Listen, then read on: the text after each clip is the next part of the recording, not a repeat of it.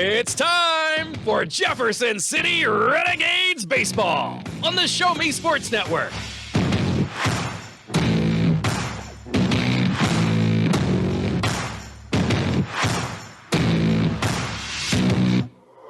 This is the Jefferson City Renegades pregame show on the exclusive home for Renegades Baseball, the Show Me Sports Network. We'll recap last game's highlights, set the stage for first pitch, and even get the thoughts of the head coach during the pregame show. All while we get set to bring you the exciting play-by-play action of your Jefferson City Renegades. The best pregame coverage in the Mink League is on the air as Blake Gazaway and Grayson Smith are ready in the broadcast booth. Exclusive pregame coverage of Jefferson City Renegades Baseball is brought to you by Centurion Cares, Batteries Plus Bulbs, Avon with Michelle Carty, Storm Pro Contractors, Mossy Oak Properties, Law Office of Russ Swanigan, River Oak Christian Academy, Kathy Rush Remax Realty, Eddie Gaydell Society, Joe Mockins Ford, Riley Automotive, Southwest Dental, Canterbury Hill Winery, The Dugout Sports Cars, Edward Jones, Central Bank, Farmers Insurance, Animal Medical Center, Downtown Chiropractic Clinic, Jefferson Bank, BE Renewed LLC, Poncheros, State Tech College of Missouri, MFA, Hitachi ABB Power Grid, and Han Custom Laser Engraving LLC. You're listening to exclusive coverage of Jefferson City Renegades Baseball on the Renegades Radio Network. Now, here's the voice of the Show Me Sports Network and the Jefferson City Renegades Radio Network, Blake Gazaway. And a very pleasant good evening, everyone. Blake Gazaway here with you as we are coming to you from historic Ernie Vivian Field as we are set for non-league action. As the Renegades set to take on the Jeff City Legends. We're going to have the performing national anthem, so we'll pause and be back. You're listening to exclusive coverage of Renegades Baseball here on the Show Me Sports Network. Haven't seen an Avon brochure in quite some time and running out of some of your favorite makeup, fragrances, or skincare products? No need to worry. Avon representative Michelle Carty has got you covered. Michelle can consult with you on the newest line of products, as well as get those that have become your must-haves. You now have the opportunity to shop online 24/7 from the comfort of your own home and have your order shipped directly to your front door. To see how Michelle can help you out, find her on Facebook by searching Avon Carty. Live beautifully with Avon. Perfect, right? Actually, we were thinking of Rome. I know an agent there. Look at this view. This place is unbelievable. It's beautiful. We've been looking at Jamaica. I know an agent there. Welcome to Jamaica. We love it. But we're thinking about Tokyo. I know a guy. You know an agent too. That's Kathy Rush at Remax Jefferson City. Call her today at 573-761-3405.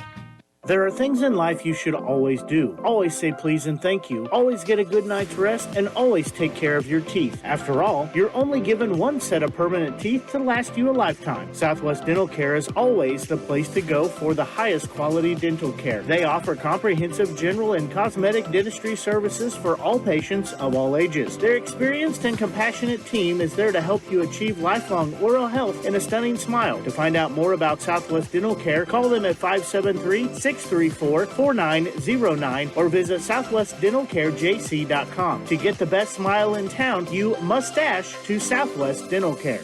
Dental Care cleaning over the plate, the largest toothbrush in the Midwest. The youngster cleans off home plate and he is headed back to enjoy some baseball here. Non-league contest tonight for the Jefferson City Renegades as they were set to be playing Nevada this week, but due to the COVID positive test on the team, that has sort of curbed everything, well, stopped the season abruptly for the Griffins. As right now the games come down to win percentages, so the Renegades looking to find a way to get into the win column. They'll need a little help from Sedalia this evening as the Bombers are hosting the Outlaws. Then tomorrow and Saturday night, it'll be Outlaws come to town. Renegades have a chance to control their own destiny and possibly have a franchise home playoff game. As for the Renegades, they'll start in center field. Batting leadoff will be Caden Deal. Designated hitter batting second, Ben Burton.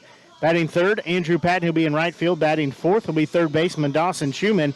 Batting fifth will be first baseman Seth Denoyer. Shortstop will be Colin Demmel. He'll be batting sixth. Batting seventh will be Ale Claro. He will be behind home plate this evening. Batting eighth will be second baseman Jason Marte. And batting ninth will be left fielder Joe Zink. On the mound will be DJ Silbach.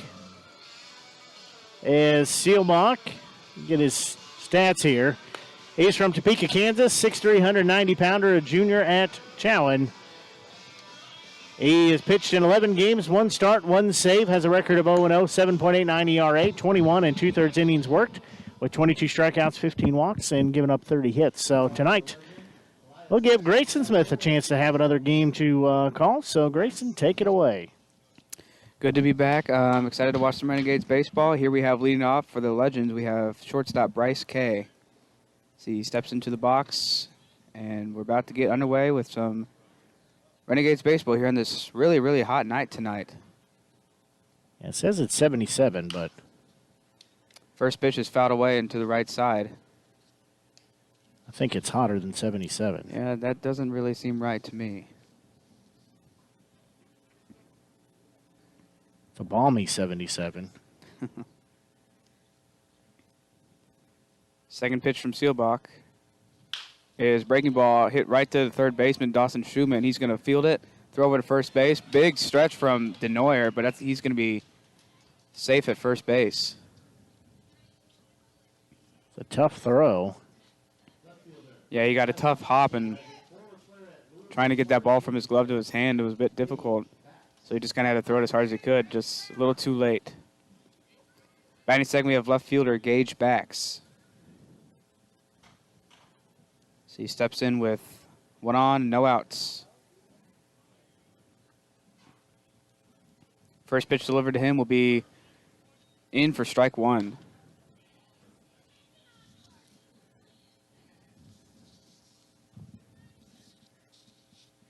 Once again, the the Legends are batting all of their hitters tonight. So we're at batter number 2 of 11. And pickoff throw to first base, and they got the runner picked off. He's in a pickle right now. Throw to Marte. He's going back to first base to Silbach, and they're going to tag him out.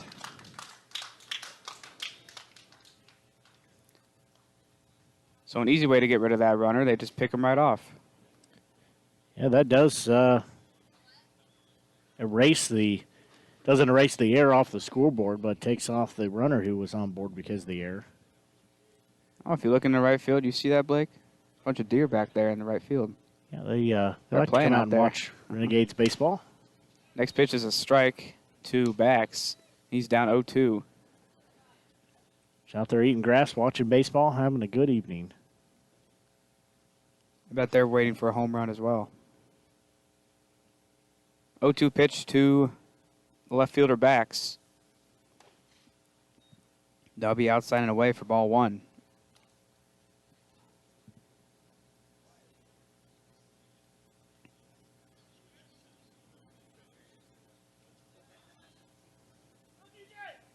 One-two pitch from Silbach. Good breaking ball, but it just goes outside for ball 2.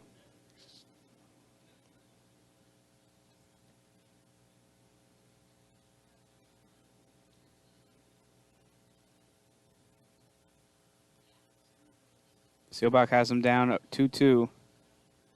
Next pitch on the way, inside for ball 3. So he has him down from 0-2 to 3-2. These first 3 hitters of the Legends all wearing different kind of uniforms. Yeah, we'll see a rainbow of colors this evening. Saw that 2 days ago against the Legends. The Renegades came out on top. 3-2 pitch, 2 backs. And it's inside for strike 3. You can write a K next to his name. Battle back, as you said, Silbach was ahead in the count at 0-2 and ended up taking it full at 3 balls, 2 strikes. Struck him out. Batting 3, we have Gavin How do you say his last name? Weekenberg? Weekenberg. Or Weekenborg? Gavin W. is up to bat. He is playing right field, and he takes first pitch for a strike. Gavin wearing a green shirt. First two batters wore some blue shirts. Next pitch is a really good breaking ball, but that's called a ball.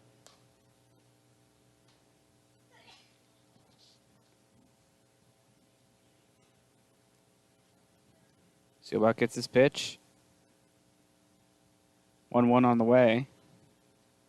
Upstairs for ball 2. As the night goes on tonight, as we said, we'll be keeping tabs on the Mink League scoreboard. It's what's happening with that. Is big game down in Sedalia. Joplin Outlaws taking on the Bombers at Sedalia. It's their 4th matchup in 3 days. Pitch low, and that draws them to 3-1. On deck, we have first baseman Travis Kay. Silbach hoping he doesn't have to face him here with 2 outs. He winds up, 3-1 pitch. A good pitch for strike 2. Great breaking ball, just slide right into the bottom of the zone. Yeah, that thing was just straight down central, as you said, drops down, and it's a beautiful pitch to watch. So another full count pitch on the way, and a swing and a miss. So you can write a K next to his name. So Silbach makes it through the inning, only gave up 1 runner, but he gets picked off, and next 2 are strikeouts. So we head to the bottom of the 1st inning. Renegades coming to bat. You're listening to exclusive coverage of Renegades baseball here on the Show Me Sports Network.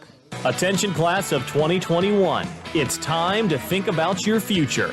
It's time for you to take action. It's time to apply to State Tech.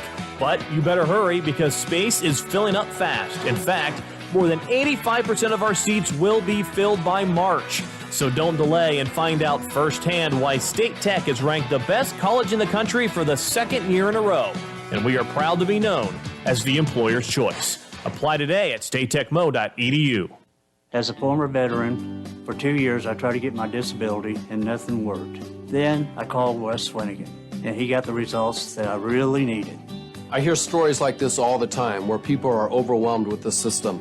As a former Social Security attorney, I will help you get the benefits that you deserve. Russ Swanigan lives and works in mid-Missouri, and he's here to help you. The help you deserve for the benefits you've earned. The law offices of Russ Swanigan. Legends, we have pitcher Josh Isaacs. He is wearing green hats. I think he's wearing a Blair Elks hat. And I'm going to be honest with you, I'm kind of colorblind, so I have no idea what his shirt color is. It is a light gray. I can't hardly differentiate either if it's like a heather gray, light heather gray, or a brown color, but I think it's a lighter. It's a little darker than gray. It's like the brown tint of gray. Whatever color that would be. That's what he's got on. Leading off for the Renegades, we have number 12, center fielder, Caden Deal. Batting from the left side.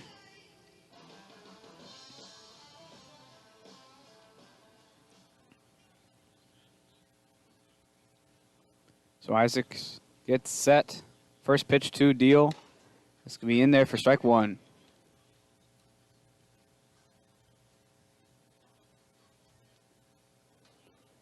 Deal is batting .257 on the year. He has 29 hits in 113 at-bats. Next pitch to him is a ball outside. So that brings it to 1-1.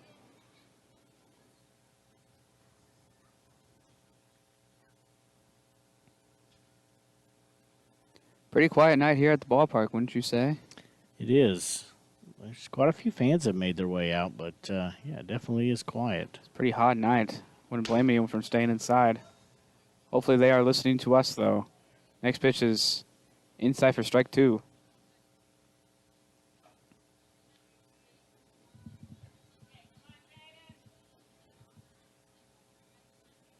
So Deal's down, 1-2. Next pitch from Isaacs is a ground ball to shortstop. Kay is going to bobble it. It comes right out of his glove, and Deal's going to make it safely to first base. Should go down as an E6, so he'll reach first base. Batting second, we have Ben Burton, the DH for tonight. Wearing number 20, batting from the right side. He is batting .275 on the year. He has 19 hits and 69 at-bats. So a runner on first base and Caden Deal made it with the error. First pitch to Burton will be past the catcher, gets away from him. Deal's going to make it to second base.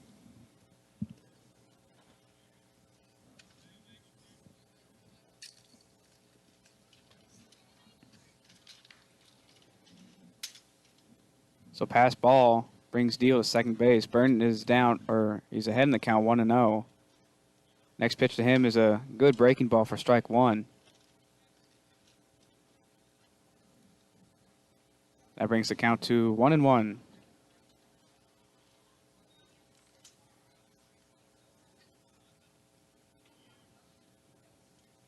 One pitch, a swing, and fouled right over the first base dugout.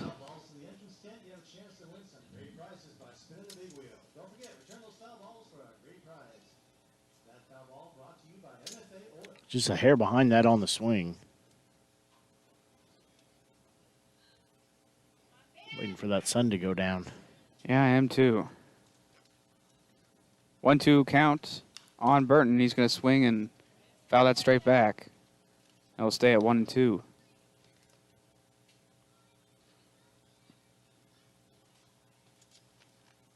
Burton has 4 extra base hits on the year out of his 19.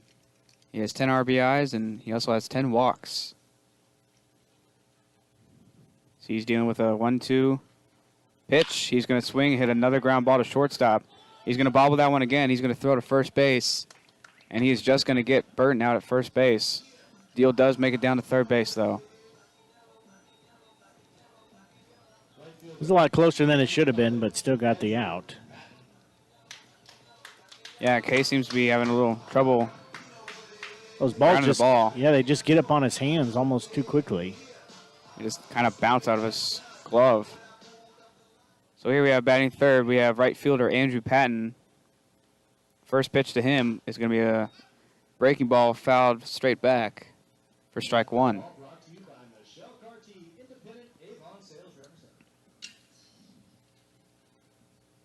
So 1 on, 1 out for Patton. He's down 0-1 so far. 0-1 pitch. He's going to hit a ground ball straight up the middle, and that's going to be a base hit. That's going to bring in the first run of the game for the Renegades. So single up the middle by Andrew Patton makes it 1-0 Renegades.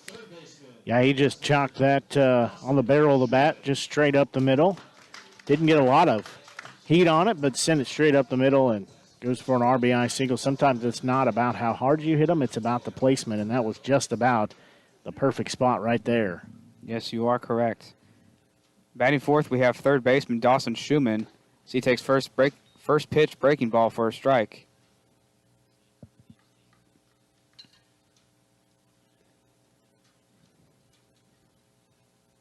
Schuman batting from the right side, wearing number 13. Next pitch from Isaacs. He's going to swing a ground ball up the middle to shortstop again. And he's going to misplay it for the third straight time.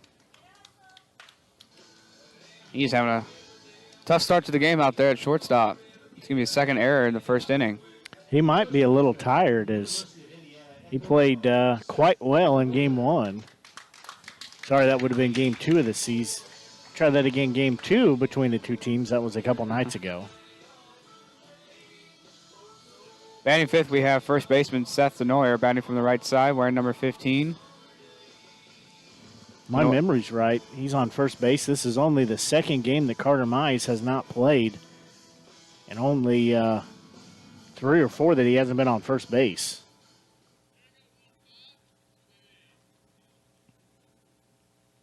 First pitch to Denoyer is a breaking ball, crushed out to deep left field. Left fielder's looking up, and that ball is off the wall. Patton's going to come in to score. Denoyer's making it standing up at second base. And that's an RBI double for Seth Denoyer. And now make it 2-0 Renegades. I hesitated for a second. I totally thought that ball went out. I saw it bounce. I think with the white ad out there, I think the ball blended in. I just could not see it. Yeah, it was tough to see. It goes off the central bank sign out there in left field. But anyways, it's a RBI double for Seth Denoyer, and Renegades are quickly on top 2-0. And we have batting sixth. We have shortstop Colin Demmel. First pitch is a swing and a miss on a breaking ball. Haven't seen Demmel play a whole lot here in the back half of the season, as he has spent some time on the mound, so that has limited his opportunities to play in the field. Yeah, he has showed off his two-way talents. Next pitch is out for a ball.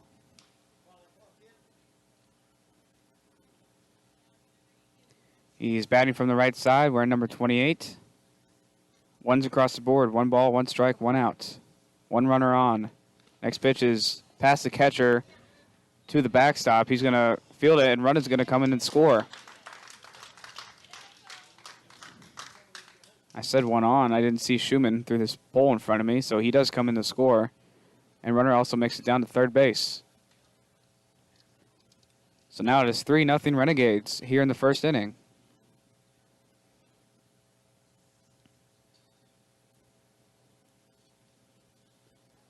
So 2-1 pitch on the way to Demmel. He's going to swing and a miss again. I'll make it 2-2.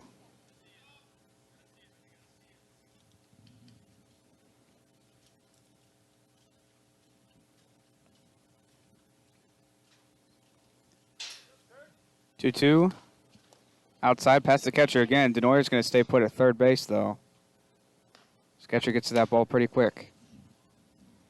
Yeah, it didn't make it too far back, plus it hit off the little concrete barrier and bounced back.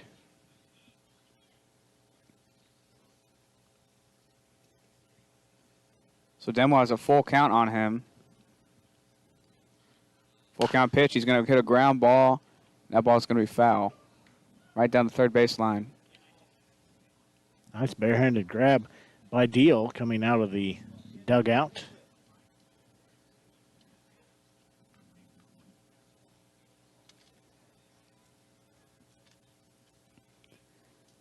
Demmel still has a 3-2 pitch on the way, and that's going to be downstairs for ball 4. So he gets on with the walk. Now there's runners on first and third. And here we have number 7 hitter, Ali Clareau, who is behind the plate tonight.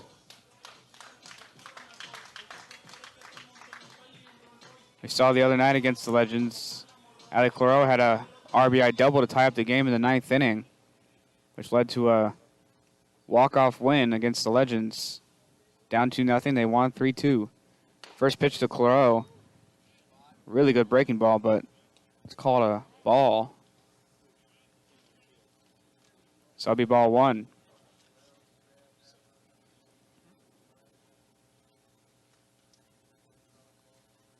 So we have Denoyer at third, Demmel at first. 1-0 pitch to Clareau. Outside for ball 2.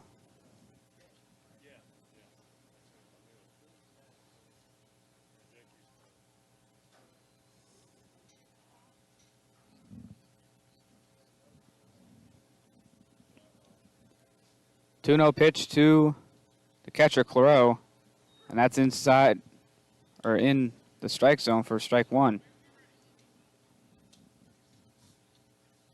Isaac's trying to limit the damage here in the inning. He's already given up 3 runs on a single, double, and pass ball from the catcher. And that ball is going to hit Clareau right in the arm. So that'll make it bases loaded for the Renegades. And here we have second baseman Jason Marte batting 8th tonight. From State Fair Community College and from Bronx, New York. We have the right-handed hitter, number 23, Jason Marte.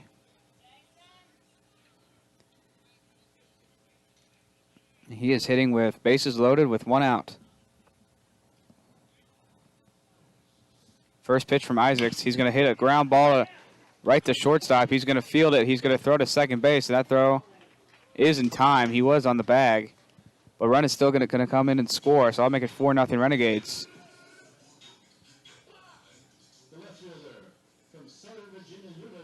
So ground ball to shortstop. Kay was finally able to get the ball in his glove. And he just got the easy force out at second base for out number 2.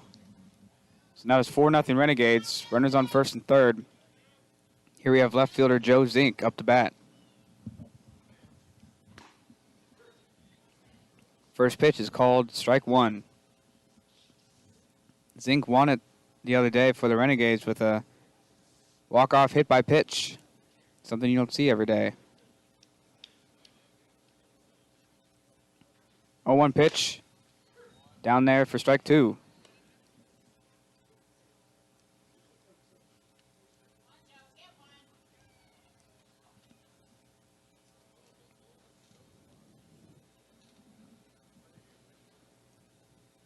Oh, 2 pitch. Outside for ball 1. So we have Demo at third base. We have Marte at first. 1-2 count on Zink. 2 outs in the inning. Renegades lead by 4. 1-2 pitch. Downstairs for ball 2.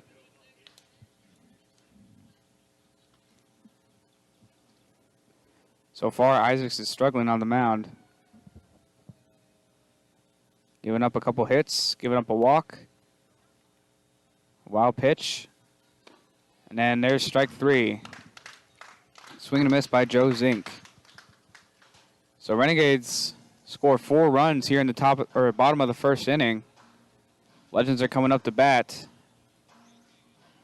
And you are listening to exclusive coverage of Renegades baseball here on the Show Me Sports Network.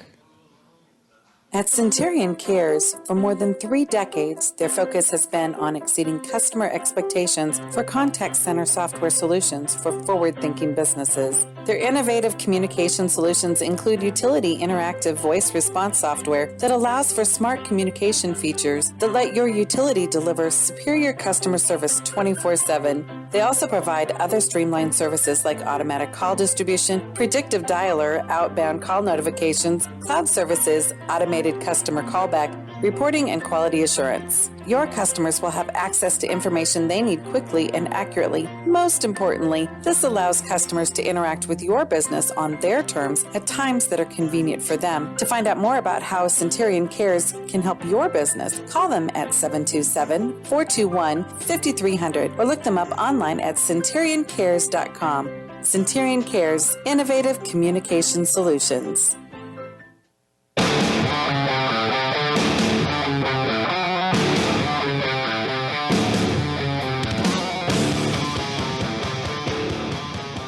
We head to the top of the second inning. Silbach still on the mound. Renegades put up a 4 spot here in the bottom of the first inning. We saw an RBI single, RBI double, pass ball, and what else happened? I can not remember. That hit by pitch.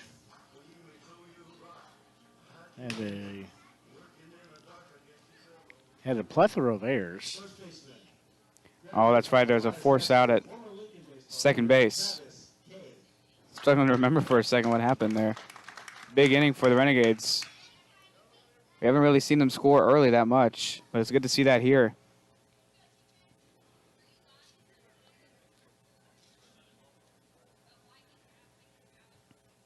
So batting for the Legends, we have third baseman Parker Schneiders. He's going to swing at the first ball. He's going to absolutely hammer it to left field. Joe Zink is back at the wall, and he's going to make the catch. Schneiders actually destroyed that ball, but just not far enough to go out of the ballpark. I believe that was Travis Kay, actually. Oh, you are right, Travis Kay. Forgot they got that pickoff at first base. So here we have Parker Schneiders, the third baseman. Kay just got out. First pitch to him is outside for ball 1.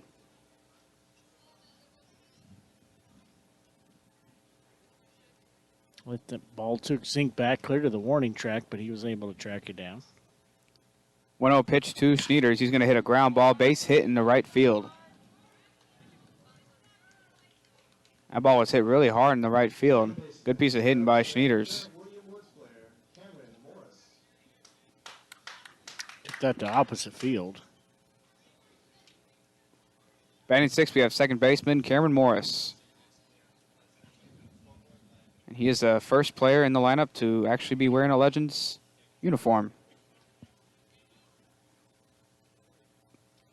Silbach's going to throw over to first base. No pickoff this time. He's in there safely.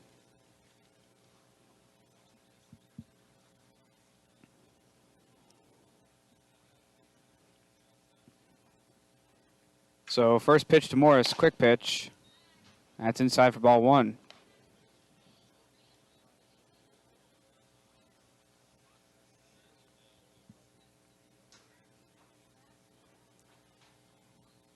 So 1 on, 1 out for Morris. Next pitch to him is outside for ball two.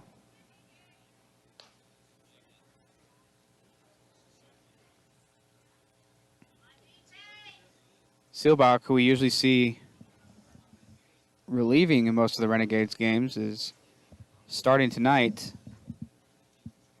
So far, no runs. Has given up he's given up 1 hit. Next pitch is in there for a strike, make it 2-1. So Renegades leading 4-0 here as we are in the top of the second inning. Runner on first base, 2-1 pitch to the second baseman Morris. Silbach is going to step off. And he's going to look for his pitch. Looks over at first base. He winds up. Pitch to Morris, just outside for ball three. Didn't miss by much. On deck we have the number 7 hitter, catcher Derek Shackles.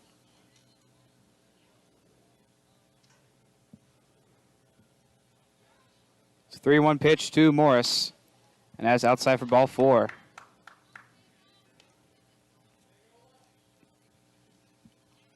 So far in this inning, you had a flyout, single, and now a walk.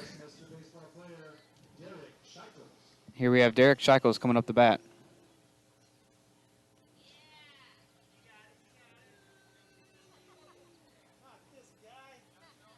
He was quite a stud player out in center field the other night. But he had a good half dozen catches out there that would have been base hits, but his speed got him over there.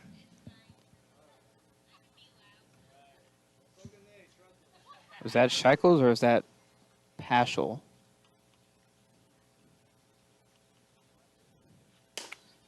Shackle has swung the bat very well. In the first game between these two, I think he was 3 for 4 with 2 doubles. First pitch, he looks outside for ball 1. You could be right, but you were right. The center fielder the other night was absolutely gold glove out there. He's going to hit a ground ball to first base. Denoyer's going to pick it up and go to first for the force out, and that'll be out number 2. Yeah, he stubbed that off the end of the bat. Got to Denoyer's glove. It had enough English on it that it popped backwards.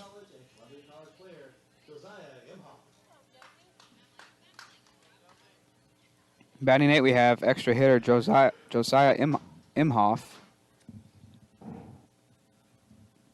We saw Imhoff pitch the other day. But he will be the EH. First pitch to him is outside for ball 1.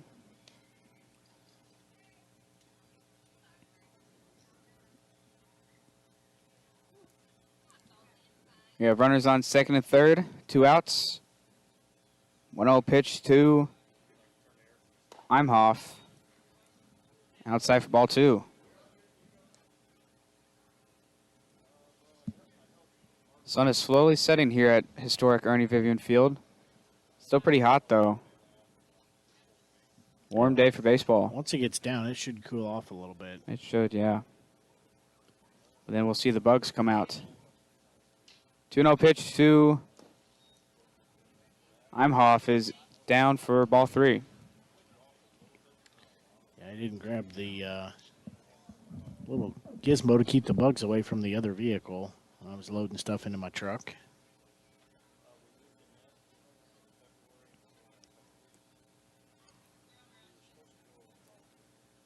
I want to thank Carter and Drew Mize's Grandpa Mize, for giving that to us to keep the bugs away. There's a little flare out in the right field. That's going to be caught by Denoyer to end the inning. So Silbach leaves runner stranded at second and third. No run scored. Renegades lead by 4 as we head to the bottom of the second inning. And you're listening to exclusive coverage of Renegades baseball here on the Show Me Sports Network. Riverwalk Christian Academy has been providing a strong biblical foundation and academic excellence within a Christian environment for more than 15 years. Located in Jefferson City, Riverwalk Christian Academy offers kinder prep through 6th grade that prepares students to impact the world for Christ. Average class sizes are just 16 students, with the student body comprised of families from over 30 area churches. Kinder prep offerings include 3 and 5 full-day sessions, with kindergarten offering half-day and full-day programs. To find out more about Riverwalk Christian Academy, call them at 573-634-3983. The following public service announcement is brought to you by the Eddie Gaedel Society, Jefferson City Chapter 10, doing little things to make a big difference. Want to make a big difference in your community? Be kind to others, drive safely, and put litter in its proper place. Join us in celebrating Eddie Gaedel's historic Major League appearance as a member of the St. Louis Browns by doing something nice for someone today. Take a walk, Eddie. But he is wearing the exact same hat as Isaacs was earlier. This be a green Blair Oaks hat.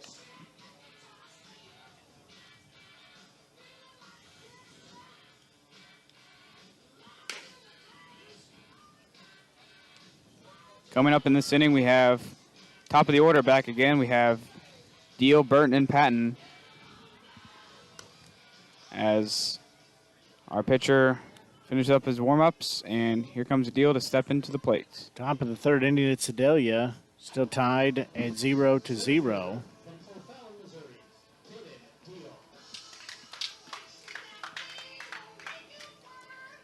So here's left-handed hitter Caden Deal playing center field tonight. First pitch to him, he's going to swing and miss for strike 1.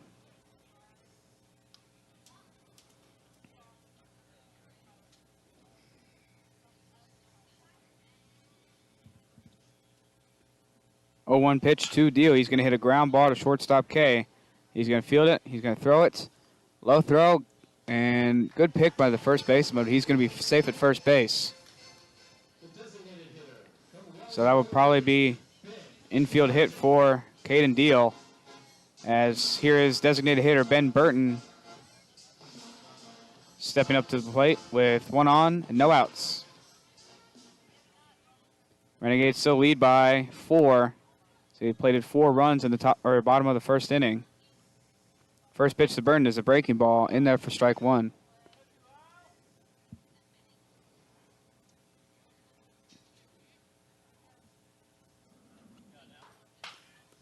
Burton wiggles his hips a little bit.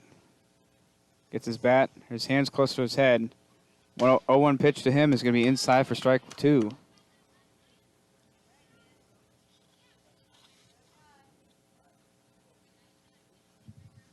Swings his bat. Pitcher gets his pitch. 0-2 pitch to Burton is down low for ball 1.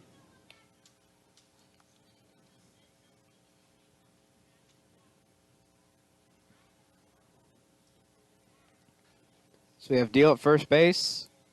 No outs. 1-2 pitch to Ben Burton is inside for ball 2. We're in the bottom of the second inning. 4-0 Renegades so far.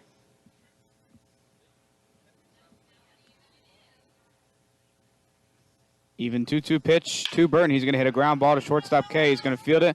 There's 6, 4, and 3. 6-4-3 double play for the Legends. A lot of ground balls hit the K tonight, wouldn't you say? Yeah, he has been very active over there. So the double play. 6-4-3 twin killing. Double play from K to Morris to... Looking for the first baseman. K again. The other K. K, Morris, K. And that brings up right fielder Andrew Patton. He steps in with 2 outs. No runners on. First pitch to him is a ball. Next pitch he's going to swing and miss. First strike 1. I'm going to tell you, the sun's went down a little bit. It's cooled off probably about 2 or 3 degrees. Yeah, it feels nice now. Patton wearing a really nice arm sleeve. Got the stars and stripes. He's got a base hit so far, so maybe that's helping him. Now has a 2-1 count. Pitcher gets his pitch. 2-1 count, or 2-1 pitch to him. Another ground ball to K. He's going to scoop it, throw to first base, 1 hopper to K, and he's going to get the out. So Renegades go quietly after the double play. K is getting a lot of action so far at shortstop. But Renegades still lead 4-0 after 2 innings. We head to the top of the 3rd. Legends are going to bat. And you're listening to exclusive coverage of Renegades baseball here on the Show Me Sports Network.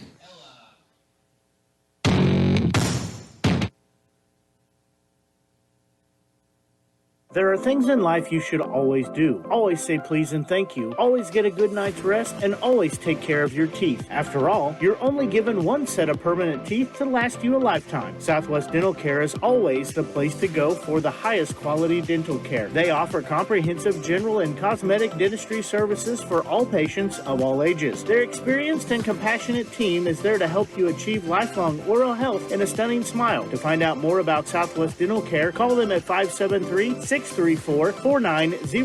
or visit southwestdentalcarejc.com. To get the best smile in town, you must dash to Southwest Dental Care.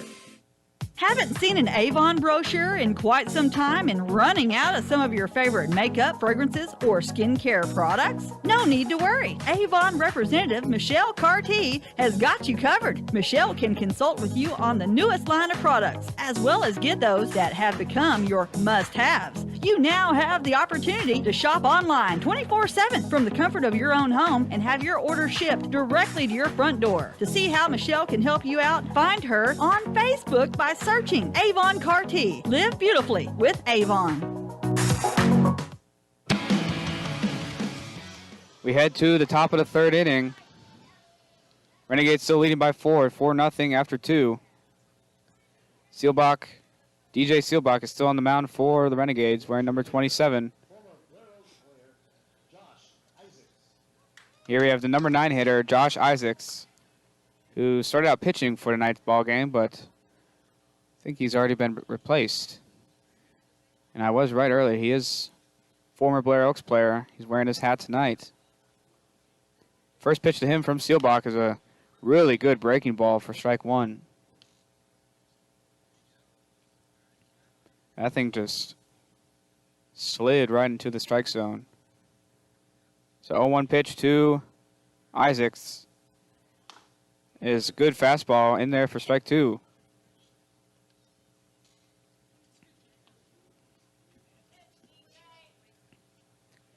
So Silbach pumping strikes to Isaacs so far. He's got him down 0-2. Next pitch on the way is in there for strike 3. And you can put a backwards K next to his name.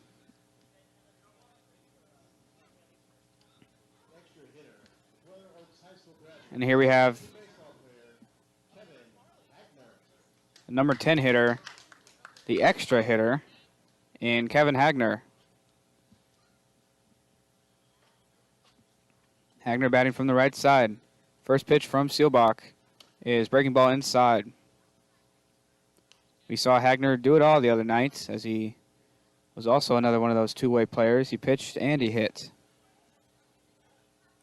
He is batting 10 tonight. 1-0 pitch to him. He's going to swing and a miss. Big old cut. He was looking to send that ball to the moon.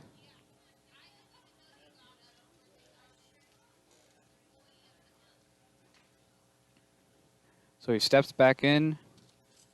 1-1 pitch from Silbach is upstairs for ball 1, or ball 2, excuse me. What I missed, I had to make a pit stop to the concession stand real quick, get some water. Well, Silbach sat down number 9 hitter Josh Isaacs, 1-2-3. Here we have extra hitter Kevin Hagner, who's up 2-1, and now he's 2-2 on another big cut. He is going to retrieve his own foul ball. So now he sits at an even 2-2. 1 out in the inning. 2-2 pitch. And that ball probably was going to hit him, but he was bailing out of the way and just connects with that one on accident. There's a little check swing, just bounces right off his bat. And now our count will remain at 2-2.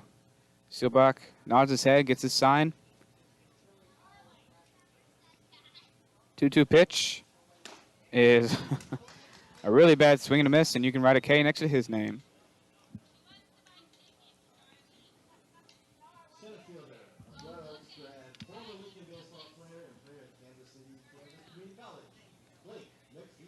Here we have the number 11 hitter, Blake McFeeters, who is playing center field tonight. He played left field the other night, I believe. He was, indeed. Had some pretty good grabs out there, too. First pitch is kind of a sword swing for strike one. Kind of just chopping at that ball.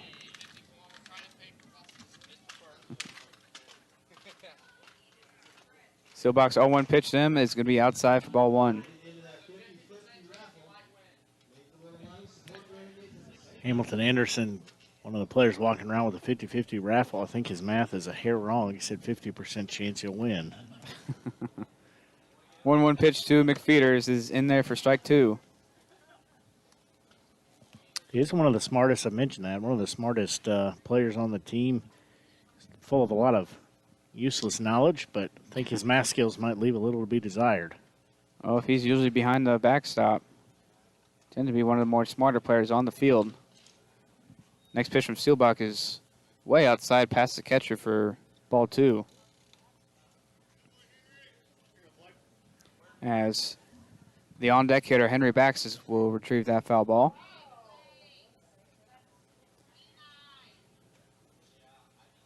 So twos across the board. 2 balls, 2 strikes, 2 outs. Renegades lead by 4 here in the top of the third. Next pitch from Silbach is a swing and a miss, strike 3. And you can write a K next to his name. So Silbach makes it easy 1-2-3 inning. So he strikes out the side. Renegades still lead by 4. We head to the bottom of the third inning.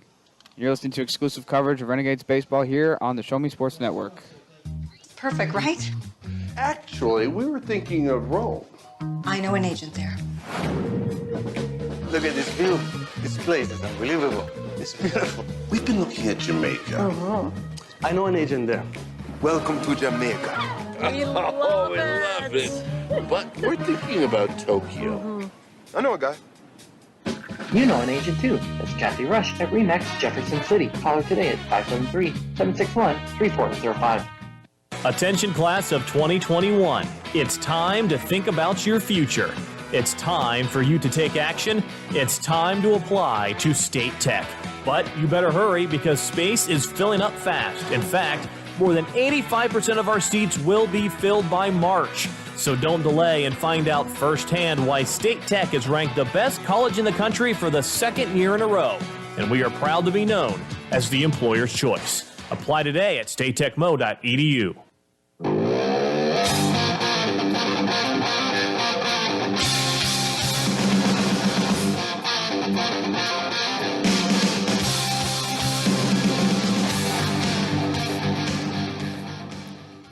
Here we are in the bottom of the third inning. Leadoff hitter for the Renegades will be Dawson Schuman, who is batting 4th and playing third base tonight. We got the same pitcher from the last inning for the Legends. Blair Oaks hat. That's all I can tell you. But he goes ahead against Dawson Schuman. First pitch to third baseman will be in there for strike 1. In this inning, we will see Schuman, Denoyer, and then Demmel. 0-1 pitch to Schuman. He's going to ground that ball to third base. Takes a weird hop. Third baseman's going to load, and he's going to throw it to first for the out. That was a tough play, as you said. Took a funny hop, but he's able to correct, get it, throw over to first. Makes it a 5-3 out. So Schuman leads off the inning with a 5-3 putouts. Here we have first baseman Seth Denoyer coming up to bat. He ripped a RBI double in his first plate appearance. That thing was really close again now, but just one hops off the wall. Yeah, went out to the warning track or a little further out there and bounced off the Central Bank sign. So he adds to his RBI total for the season. Of course, tonight's game, non-league game. First pitch to Denoyer. He's going to rip another same long spot. Fly ball to left field. And that ball in the same exact spot, right off the sign for an RBI, or not an RBI double, just a stand-up double. Yeah, I couldn't tell if that was off the sign or off the shed over there, but either way, Denoyer having a 2-for-2 night. He hit that thing in probably like the exact same spot.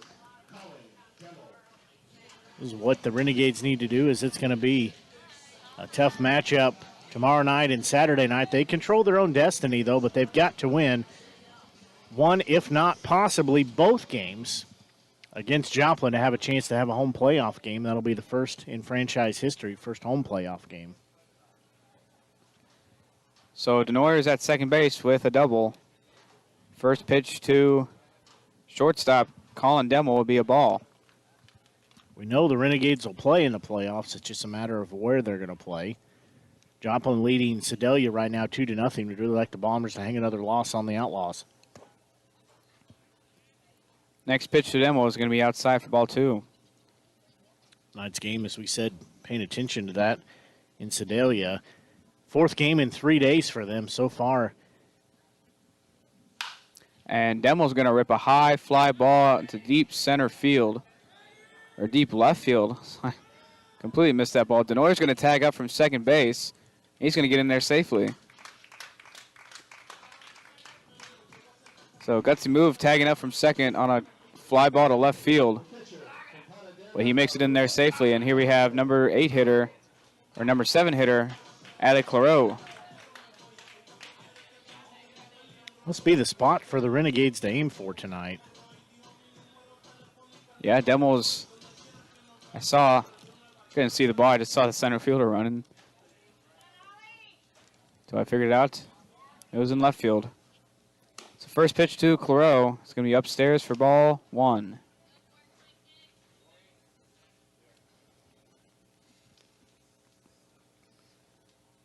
So runner on third base in Denoyer will hit a 1-out double. Renegades still leading by 4, hoping to make that by 5. If they can get the runner home, that is 90 feet away. So 2-0 pitch to Clareau. And looked like it hit him. Back. Barely hit him, but it does. So Clareau's on at first base. And here we have second baseman Jason Marte. Marte hit into that fielder's choice that scored a run earlier in the ball game. And that made it 4-0. And Clareau's heading to second base. He was stealing immediately, and he's going to get thrown out at second. Not sure what was going on there. Clareau tried stealing second. Pitcher just picks him off at second base. So Marte will bat in the bottom of the 4th. Renegades still lead by 4, and we're going to head to the top of the 4th inning. And you're listening to exclusive coverage of Renegades baseball here in the Show Me Sports Network. As a former veteran, for 2 years I tried to get my disability and nothing worked. Then I called Wes Swinigan, and he got the results that I really needed. I hear stories like this all the time where people are overwhelmed with the system. As a former Social Security attorney, I will help you get the benefits that you deserve. Russ Swanigan lives and works in mid-Missouri, and he's here to help you. The help you deserve for the benefits you've earned. The law offices Academy has been providing a strong biblical foundation and academic excellence within a Christian environment for more than 15 years. Located in Jefferson City, Riverwalk Christian Academy offers kindergarten through 6th grade that prepares students to impact the world for Christ. Average class sizes are just 16 students, with the student body comprised of families from over 30 area churches. Kinder Prep offerings include 3 and 5 full-day sessions, with kindergarten offering half-day and full-day programs. To find out more about Riverwalk Christian Academy, call them at 573-634-3983. DJ Silbach still on the mound for the Renegades. No runs scored in the last inning as Clarell got picked off at second base to end the inning. The Renegades are still winning 4-0. They put up a 4 spot in the first. Legends looking to finally score some runs. But Silbach is saying, not today. Taking a look at the Mink League scoreboard here. It refreshed in just a second. St. Joseph Mustangs, they could not beat Clarinda. That was a 7-1 game at St. Joe. That's doubleheader at Phil Welch Stadium. Game 2 is top of the first inning. It is scoreless there. The Des Moines Peak Prospects, they're hosting the Chillicothe Mudcats. Doubleheader action there. No score is posted as they do not live score their games. So not sure what they're doing there. Of course, our game here, Renegades leading 4-0 in the non-league game. And then at Liberty Park in Sedalia, top of the fourth inning, Joplin Outlaws leading 2-0. So far, it's been 2 games in favor of Sedalia and 1 in favor of the Outlaws in their 4-game series. They played 4 games in 3 days. Today is the 4th game, so hopefully Sedalia can come back and drop another loss on them. Here we have batting 12th. We have Henry Bax leading off the inning against DJ Silbach. First pitch is slider up high for ball 1.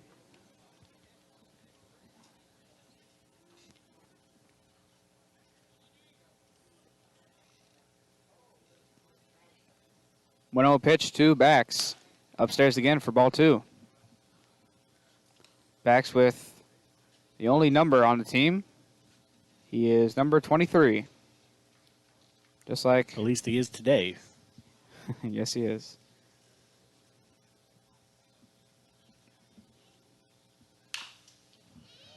Next pitch is fouled off to the right side. Now make it 2-1 to Bax.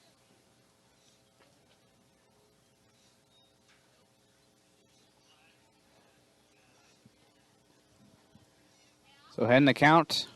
2-1 pitch from Silbach. Upstairs, past the catcher. That goes straight to the net for ball 3. That's why we moved our location from the very first game, because that would have been right in our face. And we still see plenty of those. Seeing where we are now, but not quite in the direct line of fire.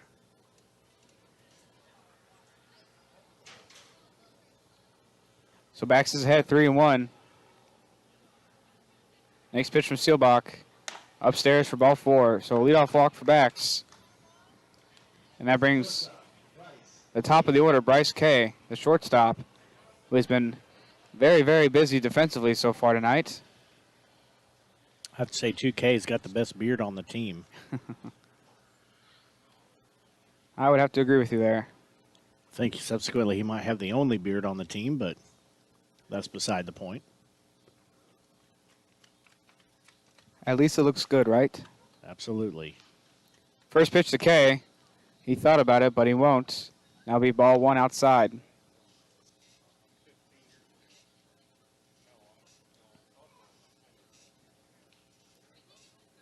So a run on first base and Bax, who had the leadoff walk. 1-0 pitch to Kay will be downstairs, ball 2. So Silbach last inning was pumping strikes and struck out the side in order. So far, he is slowly losing his control. So 2-0 pitch to Kay. He's going to swing and hit a high pop-up. Shortstop Demel says he has it, and he does. That'll be out number 1 for the Renegades. And that brings up left fielder Gage Bax. Batting in the 2 spot tonight.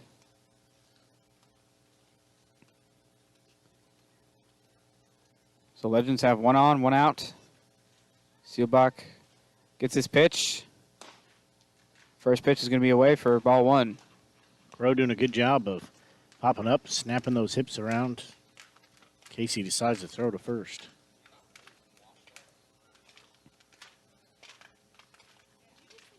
No, I said if I see you from this angle, then I'm old. 1-0 pitch is down for ball 2. Well, they did bring a courtesy runner in for Henry Bax, who would have been on first.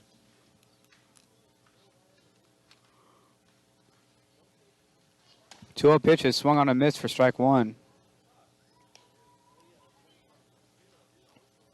So we have Henry Bax at first, and we have Gage Bax hitting right now. A lot of same last name players on this team. We have K's and Baxes. Next pitch is just going to miss for ball 3. That was a pretty good pitch from Silbach. Yeah, I was expecting a delayed call.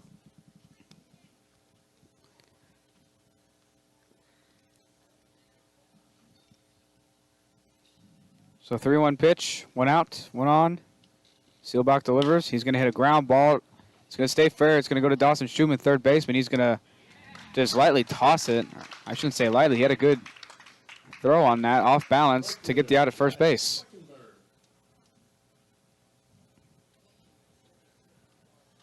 It's almost like he just threw that with his wrist. Yeah, it was light but effective. So the 5-3 putout makes it 2 outs in the inning, and that brings up Gavin W. Batting from the left side. He has runner on at second base. First pitch is going to be outside for ball 1.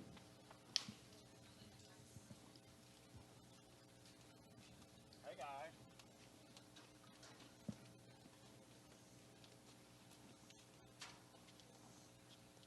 1-0 pitch to Gavin W.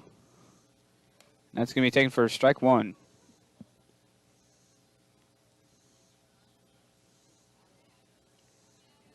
So 2 outs, runner on second base. Renegades still lead by 4. 4-0 ball game here in the top of the 4th inning. 1-1 pitch from Silbach is going to be outside for ball 2.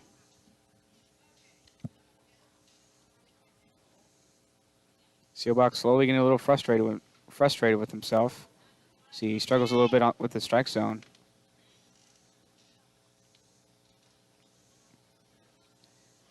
Two-one pitch from Silbach. On the way, it's going to be a ground ball straight back right over my head.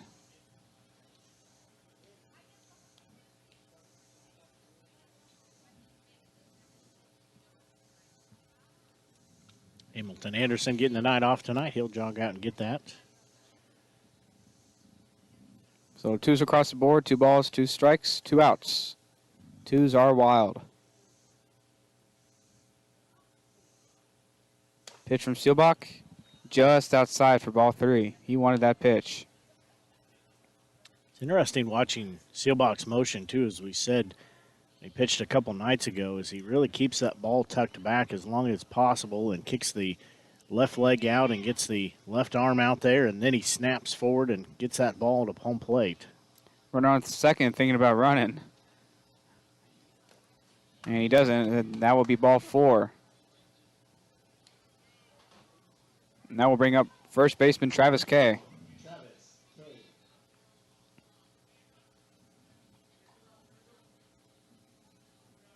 So 2 runners on, 2 outs.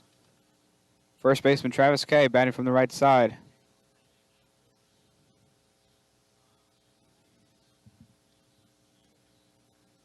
First pitch from Silbach. It's going to be a ground ball to the third baseman Schuman. It's off his glove into, well, it's cut off by Demo. It almost went in the left field. So that'll be an E5. And it keeps the inning alive for the Legends. And that now makes it bases loaded with 2 outs. It's a tough play. He went down to a knee, tried to grab it, and just could not get the glove on it. I believe Silbach's night may be done. Mike D'Amelia comes out to the mound, talks to D'Amelia, maybe not. or talks to Silbach. He might be. Might just be reassuring him. I think that is what he's doing. Well, some at least kind of good news from Sedalia. The Bombers have cut that lead in half as they're hosting the Joplin Outlaws. Was a 2-0 ball game since the top of the third there in the bottom of the fourth. And it's a 2-1 ball game. Really need some help. They're going to go to the top of the fifth inning still with that same score, but need some help from the Bombers. Help make it a little easier for us to clinch a home playoff game. Here we have batting fifth, Parker Schneider is the third baseman. He has bases loaded with 2 outs. First pitch to him will be upstairs for ball 1.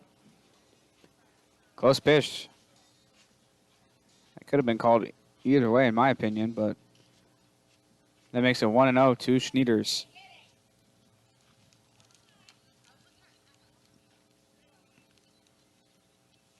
One-0 pitch from Silbach will be strike 1. Good fastball. It looked like a great pitch. As we said, some motion here for Silbach is kick those that leading leg, the arm forward, and then snap the ball through. 1-1 pitch to Schneiders, the third baseman. That's going to be just down low for ball 2. Claro's going to slowly walk out, toss the ball back.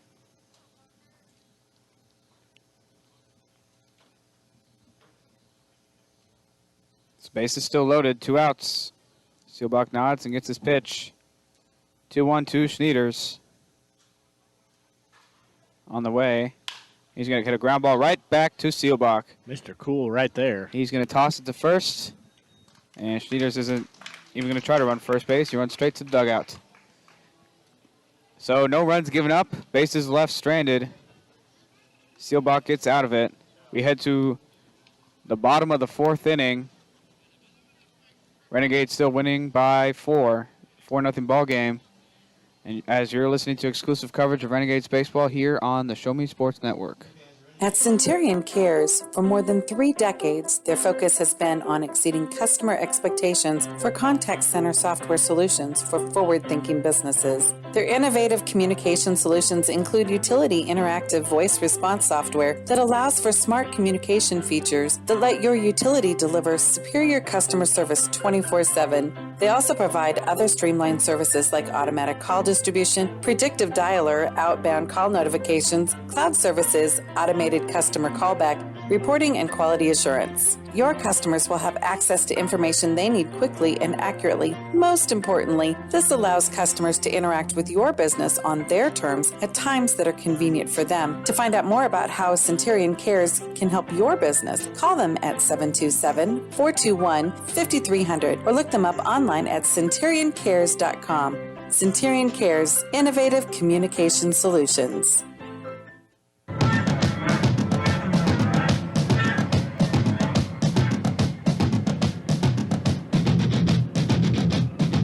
We head to the bottom of the 4th inning. Renegades still winning by 4. As it is a 4-0 ball game. Same pitcher on the mound still for the Legends. And we'll be right back where we left off. Jason Marte will lead off the inning for the Renegades. He was left in the batter's box after the pickoff of Claro at second base. So in the inning, we will see Marte, Zink, and then right back to the top in Caden Deal.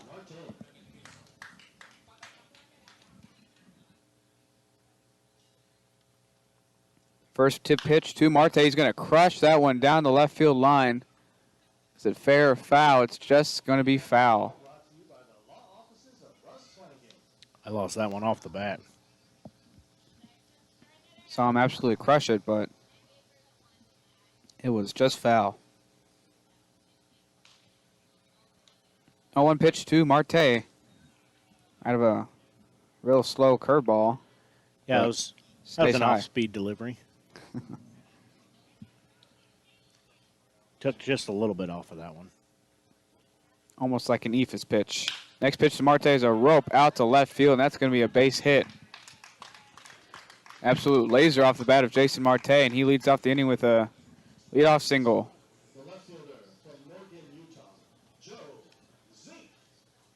Here we have batting ninth. We have left fielder Joe Zink up to bat. He struck out in his first plate appearance. Looking to do some damage here with runner on first base and Jason Marte.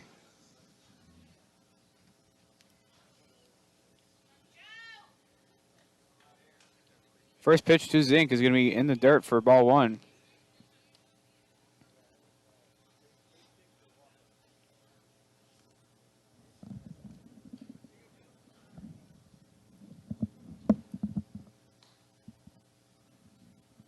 One-0 pitch to Zink. And late cut. That'll be strike one.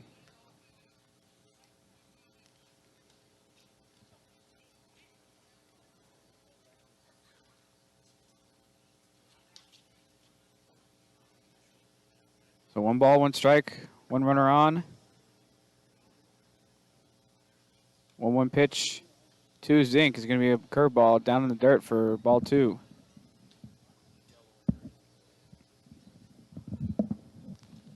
Try to catch the bottom part of the plate there, just dropped everything on it though. 2-1 pitch to left fielder Joe Zink. And another swing and a miss. Foul ball straight back into the catcher's glove, but that'll be 2-2. Or not in the catcher's glove, just goes right past him.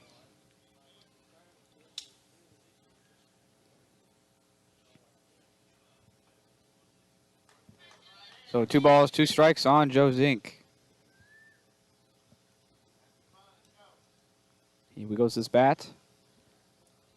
Waits for the pitch. Another curveball, and that's going to be down in the dirt for ball 3.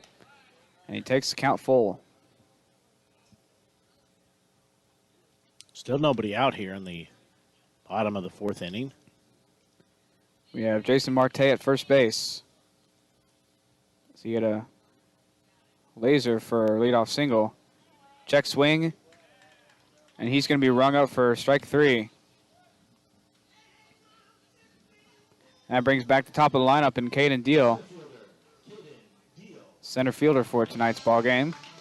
We're going to have to get Deal a new belt there, as he's been messing with that for the entire at-bat for Zink. He's been messing with the belt. Something's bothering him on it. So run on first base, 1 out. First pitch to Caden Deal. It's going to be outside for strike 1.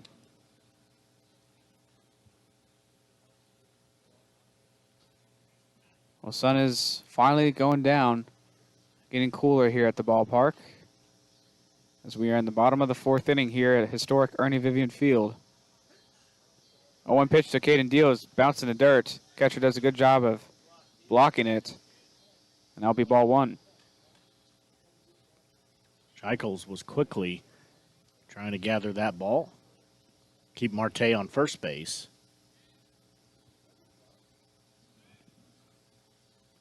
One ball, 1 strike, 1 out, 1 runner on. 1-1 pitch to Caden Deal. That's going to be inside for ball 2. Do you see some work down in the bullpen for the Legends, and believe I heard some, can't see down in the Renegades dugout, down in their bullpen rather. 2-1 pitch to Caden Deal. Inside and high. That'll be ball 3. On deck we have designated hitter Ben Burton up to bat, or on the on-deck circle at least.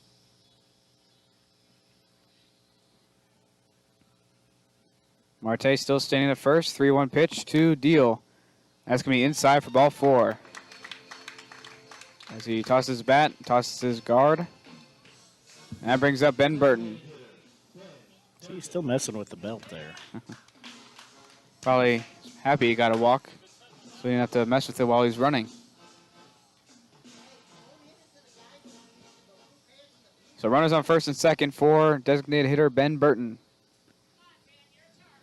First pitch to him is going to be a big swing and a miss for strike 1.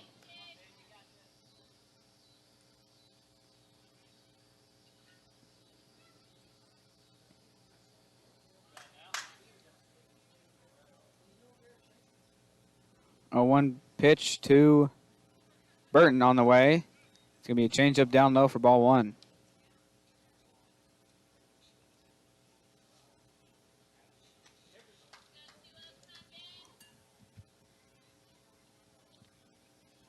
1 ball, 1 strike. Next pitch is a curveball way up high for ball 2. So we have Marte at second base and Deal at first base. Renegades winning 4-0 here in the bottom of the 4th. 2-1 pitch to Burton is going to be way upstairs for ball 3.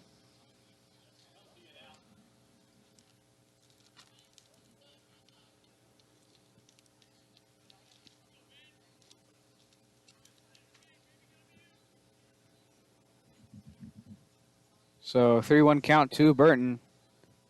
He's going to swing at that one. He's going to foul it straight back for strike 2.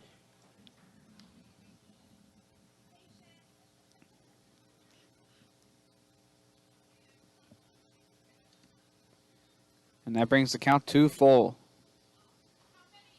3 balls, 2 strikes, 1 out, 2 runners on.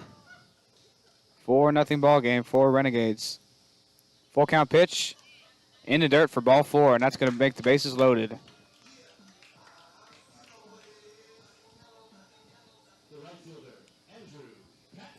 Here we have the number 3 hitter, right fielder Andrew. So he has bases loaded with 1 out. We have Marte at third, Deal at second, and now Burton at first. So he swings and misses at the first pitch.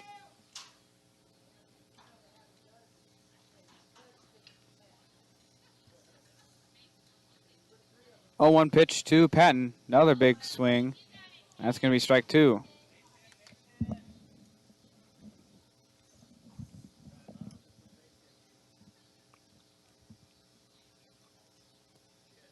So he's down 0-2. Next pitch to him will be curveball outside and away for ball 1.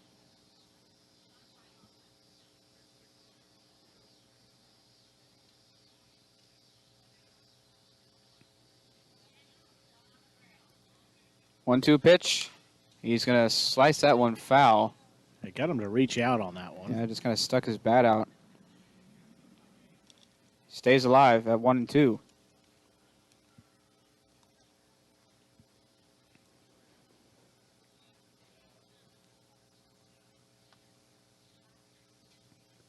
Next pitch to Patton is going to bounce in the dirt. Catcher makes a barehanded snag to keep that ball in front of him. Now bring the count to 2-2.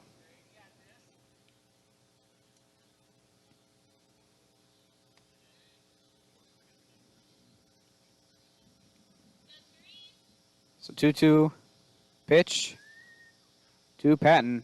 He's going to check his swing, but he held up, and that's going to make it ball 3 and bring it to full. So 2 straight at bats with full counts.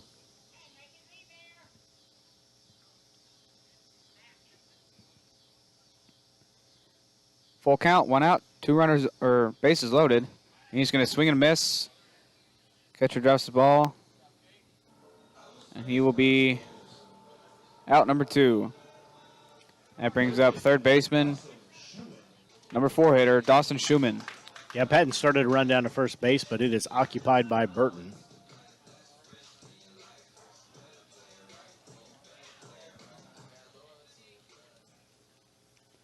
So 2 outs, bases loaded for third baseman Dawson Schuman. He's going to rip that ball into left field. McFeeder's on the run. He's going to dive, and he did not make the catch. 2 runners are going to come in and score. Schuman's going to make his way to second base. That's going to be a 2 RBI double for Schuman. McFeeder's doing a heck of a job of trying to get that ball. Yeah, I totally thought he caught it at first, but I did too. Umpire said he didn't. He has a better vantage point than we do, but I thought that he caught that as well. So that 2 RBI double from Dawson Schuman makes it a 6-0 Renegades lead.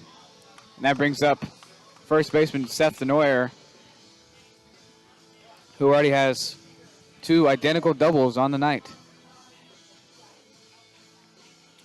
A pitching change here. Should be Isaiah Imhoff on the mound.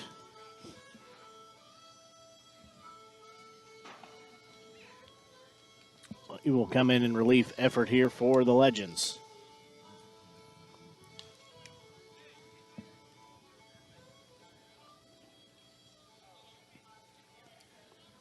So new pitcher in Josiah Imhoff. So he takes his warm-up pitches. Renegades have runners on second and third. Burton at third and Schuman at second. We'll see if Denoyer can keep his good night going. Well, an update from Sedalia. The Outlaws have added to their lead, but they only added one run. They had the bases loaded, left the bases stranded, as they only score one, but that lead that was 2-1 is now back to a 3-1 score.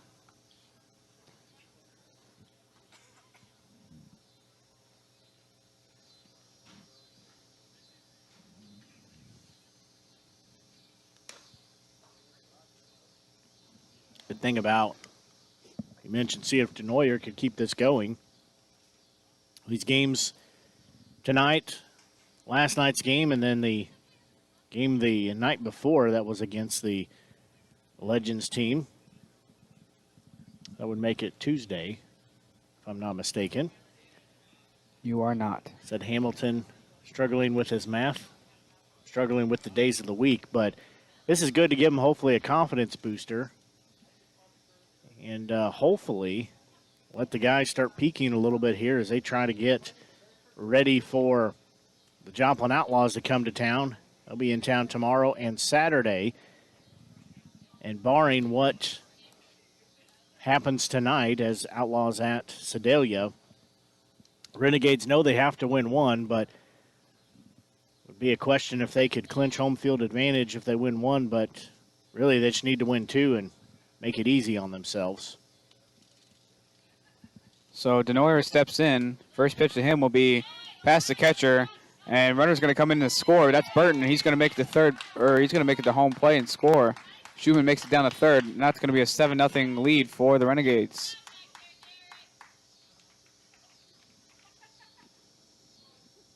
Imhoff helping out his team that he coaches with. First pitch, he just airmailed.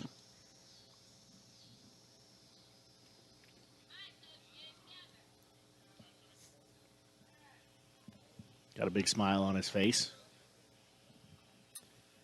What would be a term? I wouldn't say he's rusty, but doesn't play as much as he's not the as rest of his well, team. Yeah, as well polished right now. Second pitch is outside for ball two. But the fun thing here, it's a fun night at the ballpark. Players are getting a chance to play and have fun. Next pitch is a curveball outside for ball three.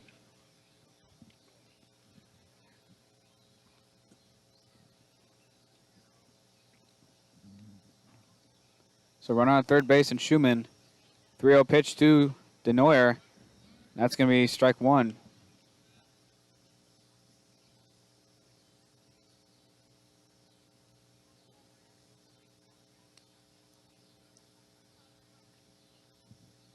Three-one pitch to Denoyer. It's going to be a curveball just inside for strike two. Denoyer was getting ready to toss his bat to the dugout, take that walk, but instead it'll be another full count.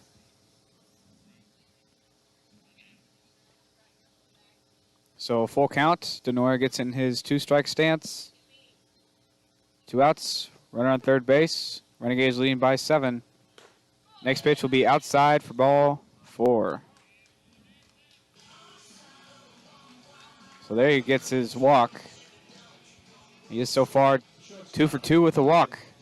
It's a pretty good night in my book. Yeah, I totally agree with you. That brings up number 6 hitter, shortstop Colin Demmel.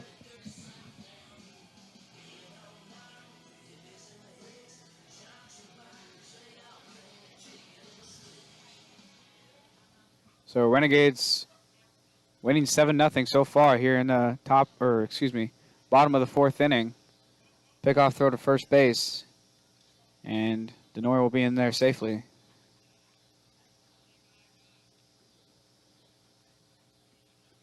Imhoff is all smiles on the mound.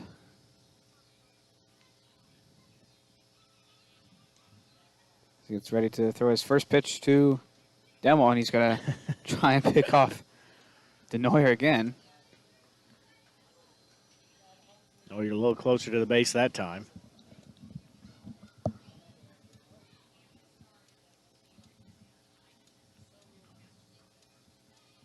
So finally, first pitch to Demo.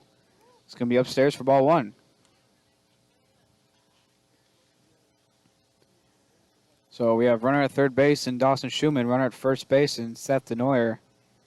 2 outs. 1-0 pitch to Colin Demmel.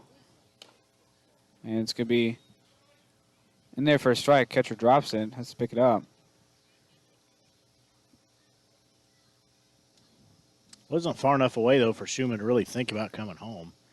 It had to be a suicide mission anyways because that's the side the ball went to. So he's pretty much running right into the catcher. Really no way around that. 1-1 pitch to Demo. He's going to swing and foul that one straight back for strike 2. As Marte thought about going to get the ball, but umpire will get it instead.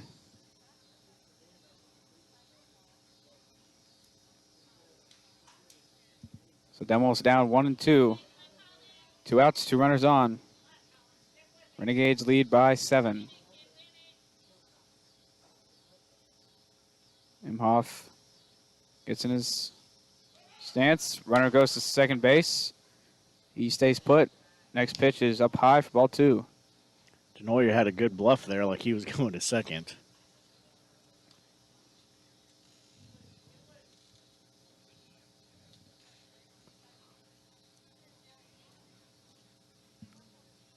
Twos are wild. 2 balls, 2 strikes, 2 outs, 2 runners on. Next pitch to Demo is inside but called strike 3. So Renegades will score 3 in the inning. That makes it a 7-0 ball game as we head to the top of the 5th inning. Legends will bat. You're listening to exclusive coverage of Renegades baseball here on the Show Me Sports Network. The following public service announcement is brought to you by the Eddie Gaedel Society, Jefferson City Chapter 10, doing little things to make a big difference. Want to make a big difference in your community? Be kind to others, drive safely, and put litter in its proper place. Join us in celebrating Eddie Gaedel's historic Major League appearance as a member of the St. Louis Browns by doing something nice for someone today. Take a walk, Eddie. There are things in life you should always do. Always say please and thank you. Always get a good night's rest and always take care of your teeth. After all, you're only given one set of permanent teeth to last you a lifetime. Southwest Dental Care is always the place to go for the highest quality dental care. They offer comprehensive general and cosmetic dentistry services for all patients of all ages. Their experienced and compassionate team is there to help you achieve lifelong oral health and a stunning smile. To find out more about Southwest Dental Care, call them at 573-634-4909 or visit southwestdentalcarejc.com. To get the best smile in town, you must dash to Southwest Dental. Under Drew Voss. He's a 6'5" freshman at St. Louis CC. He is from Lynn, Missouri, right-handed thrower, right-handed batter. He has pitched in 6 games in 4 1/3 innings. He has 6 strikeouts, 11 walks, and he has a 10.38 ERA.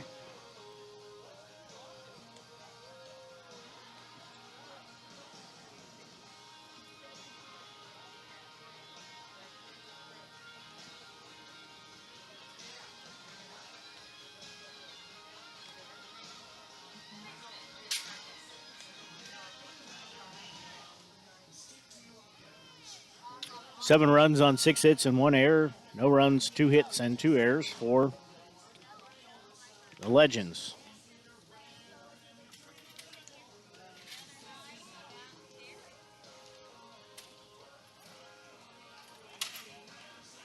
Renegades scored 4 runs in the bottom of the first inning. They just recently scored 3 runs in the bottom of the 4th. So we're in the top of the 5th inning. It is a 7-0 ball game. Renegades lead in this fun non-league game against the Jeff City Legends.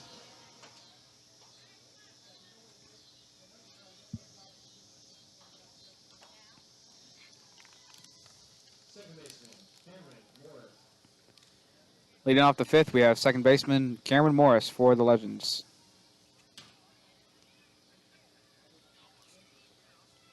Batting 6th in a 12-man lineup.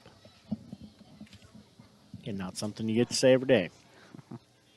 First pitch to Morris. In there for strike one.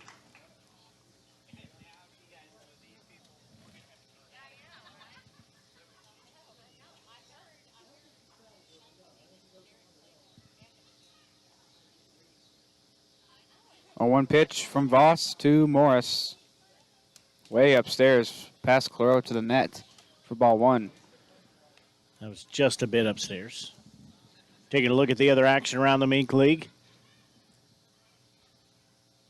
As currently 3-1, Outlaws leading the Bombers at Sedalia. Still tied 0-0 in game two. Mustangs hosting the A's. Next pitch to Morris is downstairs for ball two. St. Joe did win. They lost game one to the A's 7-1. Des Moines hosting Chillicothe in doubleheader action. No score on those games as they don't live score them. 1-1 pitch to Morris. Inside for ball two.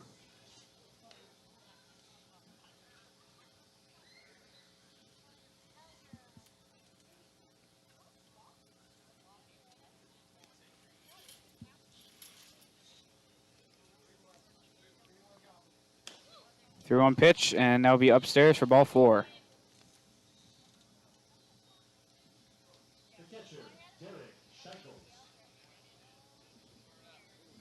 Here we have catcher Derek Shackles coming up the bat. He is in the 7th spot.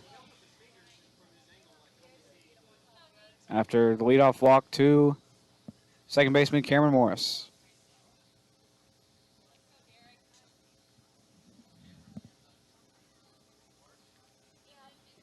Voss looks over to first base, gets his pitch. First one be upstairs again. He's thrown a lot of high fastballs so far. Yeah, he's got a good location as far as the width of the strike zone, but obviously the height of the strike zone just too tall. 1-0 pitch to Shackles will be inside fastball. Make it 2-0. Well, he must be listening because that one had the right height of the strike zone, but the width was a little off. See, third time's the charm in this at bat. 2-0 pitch to Shackles. And there it is. Good downstairs pitch for strike one. Voss must have been in calibration mode there.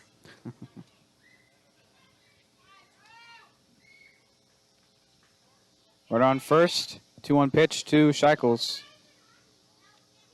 Voss delivers. It's going to be a swing and a foul ball straight back at 2-2.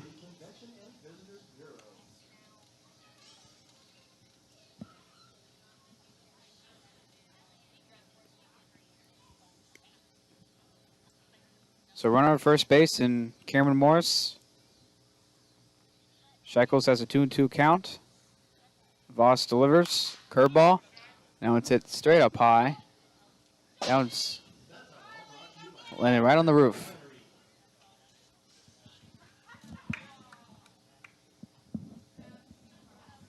So count stays at 2-2. Shackles steps back in the box. Voss looks at first base. He gets set up. Gets his pitch. 2-2. And a swing and a miss. You can write a K next to his name. So there's out number one. Listen to Bye Bye. And now bring up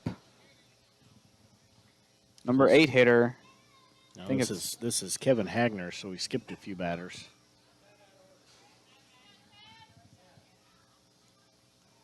Well, it brings up Kevin Hagner.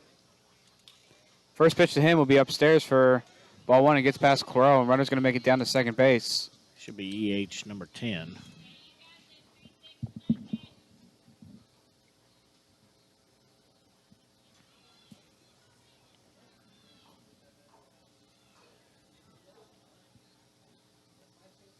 So Hagner sits at 1-0. Voss struggling with his command a little bit so far. He has one out. Runner on second base. Next pitch to Hagner. Big cut. Fouled straight back for strike one. Everyone's laughing at that. Hagner, every time he swings, you think he's trying to go yard. Yeah, he gives it all that he's got. Each swing, there's nothing left. So ones are crazy. 1 ball, 1 strike, 1 out, 1 runner on. Next pitch to Hagner.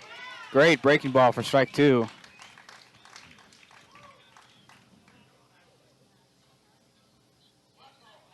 So that breaking ball had Hagner completely fooled.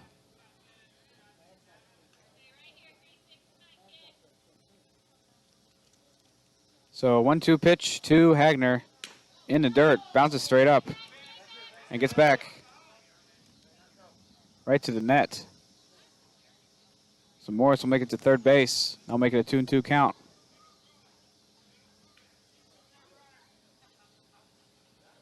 That bounced off of home plate, off of the shoulder protector for Claro, and went right in front of us, and he could not locate it. Tried to point it out for him. I think he finally saw it. 2-2 pitch to Kevin Hagner. And he's going to hit a high fly ball. Stays in the infield. Demo says he's under it, and he does. And that'll be out number 2. Hagner swung at a very high pitch. That thing was almost at his head. He pops that one straight up. And I'll make it 2 outs as that brings up Josiah Imhoff, the pitcher. So we have runner on third base and Cameron Morris.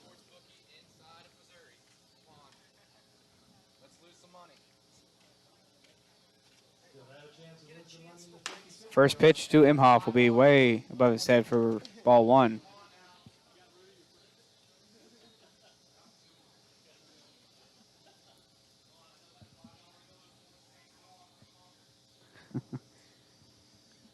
Hamilton Anderson still trying to push the 50-50 raffle tickets. Next pitch to Imhoff. He checks his swing and goes. That'll be strike 1. He's doing some pretty good marketing so far. Yeah, he's definitely creative over there. If any of our listeners want to lose $5, go ahead and give it to the 50-50 raffle here at historic Ernie Vivian Field. Next pitch bounces in the dirt again. Grillo blocks it. Runner stays put at third. I mean, it's not the worst marketing ploy I've ever heard. No, he's making it fun.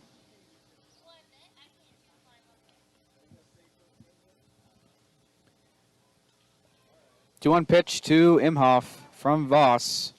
He's going to foul that one straight back.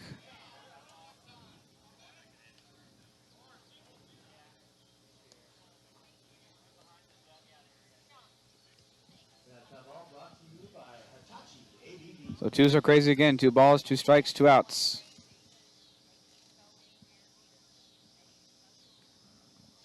Renegades still winning by 7. Next pitch to Imhoff will be inside for ball 3. Now bring the count full.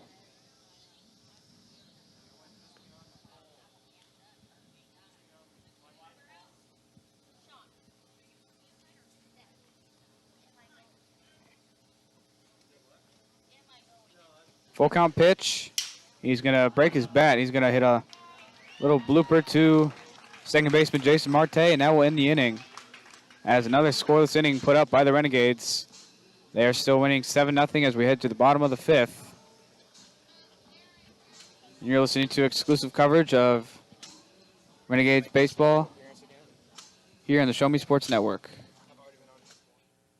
Haven't seen an Avon brochure in quite some time and running out of some of your favorite makeup, fragrances, or skincare products? No need to worry. Avon representative Michelle Carty has got you covered. Michelle can consult with you on the newest line of products, as well as get those that have become your must-haves. You now have the opportunity to shop online 24/7 from the comfort of your own home and have your order shipped directly to your front door. To see how Michelle can help you out, find her on Facebook by searching Avon Carty. Live beautifully with Avon.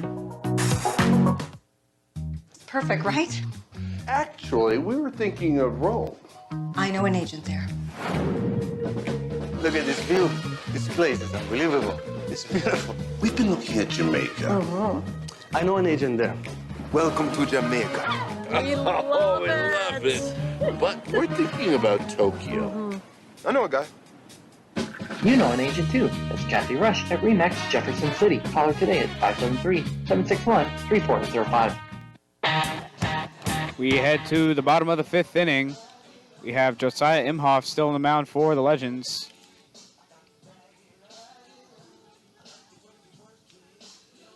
Seems like we ought to be close to the game being over by now, but it's been a relatively slow game in favor of the Renegades, though, 7-0. See if they can score 3 more runs. And it could be the end of the ball game. We have the bottom of the order coming up in 7, 8, 9 hitters. Sclero will come to lead it off, then Jason Marte, and then finally Joe Zink, the left fielder.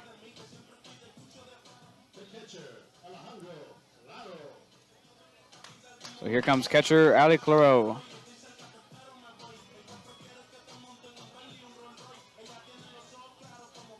Give a shout out to his family listening down in Aruba. They've been faithful listeners from the first game of the season. We enjoy the support, and hopefully they've enjoyed catching the broadcast all the way from Jefferson City. First pitch will be called strike 1.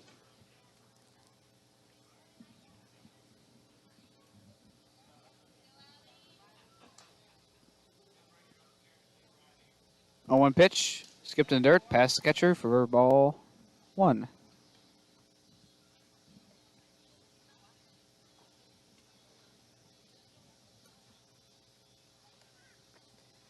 Sun is just about all the way down, but it's still pretty humid out here. Did drop a few degrees, but just mostly a lot of humidity right now. Yeah, not a lot of wind movement either. Which is kind of surprising to hear. That's kind of all you feel in Missouri. 2-1 pitch to the catcher Claro will be upstairs for ball 3. So far, Claro has not had an official at bat this game as he's been hit by pitch twice. It's turning into Brady Voss. Yeah, he's Mr. HBP 2.0. He still won't have an at bat as he takes ball 4. So 2 hit by pitches and a walk. He's really raising his on-base percentage up. And that brings up the number 8 hitter, second baseman, Jason Marte. Marte has a 2-for-2 night, has an RBI, also reached home and scored one of those 7 runs. So run on first base in Claro. First pitch to Marte. It's going to be upstairs for strike 1. Like I was saying earlier, if Renegades score 3 more, that'll make it 10 runs, and unless the Legends would score again, that would be the end of the ball game. That'd be the 10 inning, or I cannot speak, 10 runs run rule. Next pitch to Marte is way high for ball 1.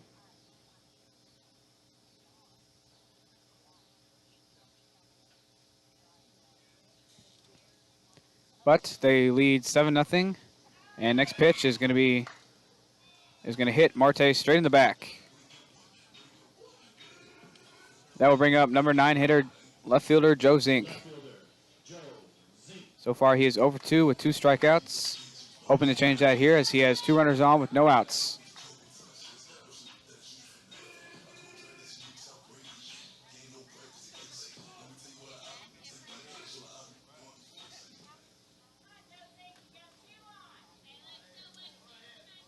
So Zink has 2 on, no outs. First pitch from Imhoff. It's going to be downstairs for ball 1.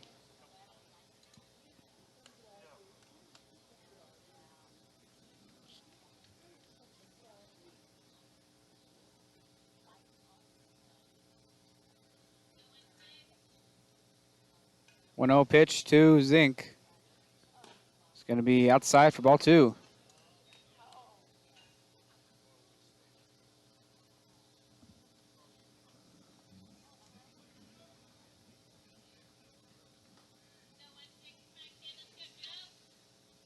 So Zink is ahead in the count, 2-0. Next pitch to him, downstairs, and that'll be ball 3. Catcher does a good job of hanging on to it.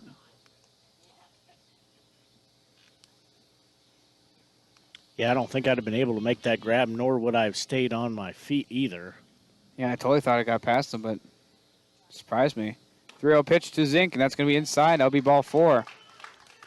Now we'll load the bases for the number 1 hitter, Caden Deal. Bases loaded, no outs. He has 7-0 lead. First pitch to him will be upstairs for ball 1. And Himhoff telling his coach he's done. He needs to stop throwing, so they're going to take him out. You hate to have to call your own number sometimes, but obviously we're out here having fun. And probably has a little bit of tightness in that arm, and he knows when it's time to give the ball over to the new pitcher. This will be green shirt, green and white hat combo. Probably another Blair Oaks hat. And he's wearing a Blair Oaks shirt, so, yep. I believe you're right on that. A lot of Blair Oaks players on this Jeff City Legends team. Also going to make a substitution out in right field as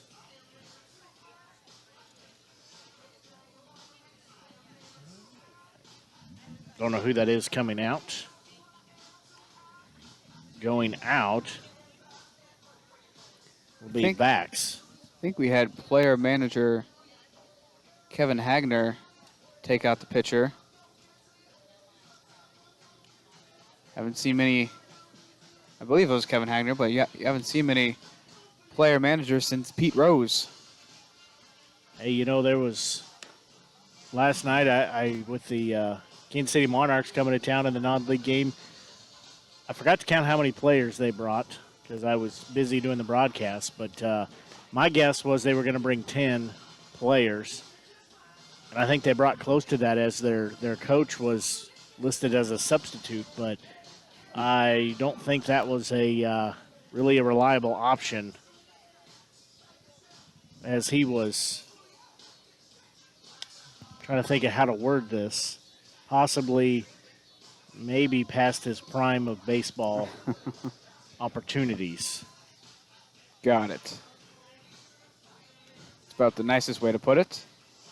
You did a good job. But most importantly, we got the players a chance to play.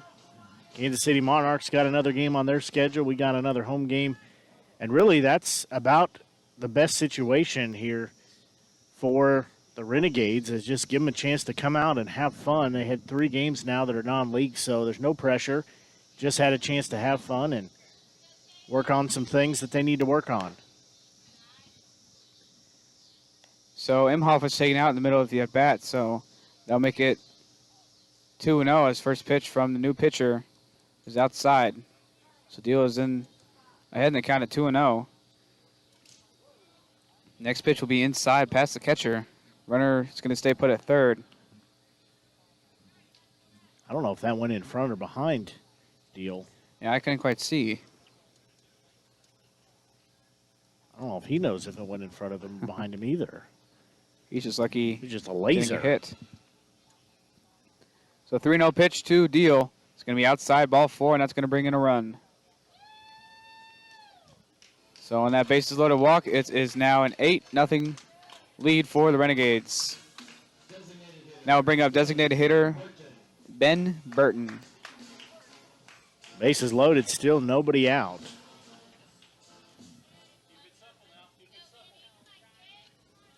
We are just past 8:45 here at the ballpark. Sun is down. Renegades are winning.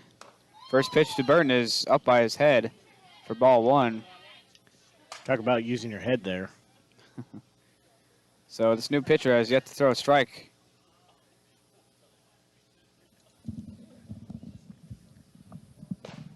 Next pitch to Burton is outside for ball 2.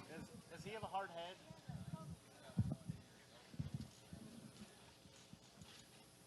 Hey, does Ben have a hard head? Yeah. He have a hard head? 2-0 pitch to Burton. And that's a first strike from this pitcher. Green shirt, green and white hat. Just asked Ben's parents. They said he does have a hard head, so I think he'd be okay. 2-1 pitch to Burton. upstairs for ball 3.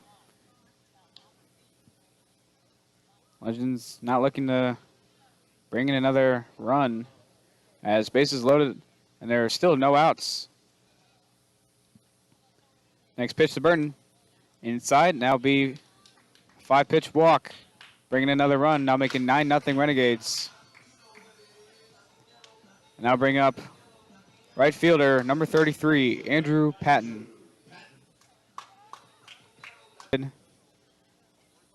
2 walks so far, bringing 2 more runs. First pitch is inside for strike 1.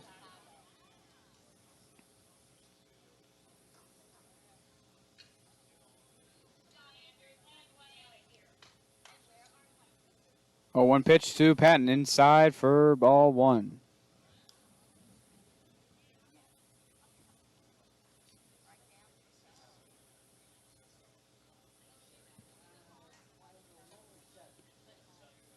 So 1-1 count on Andrew Patton.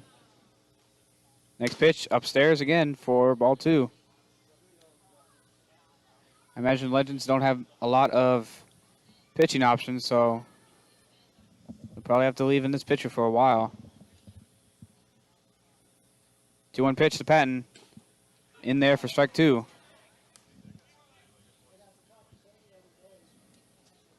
He's starting to find his groove a little bit.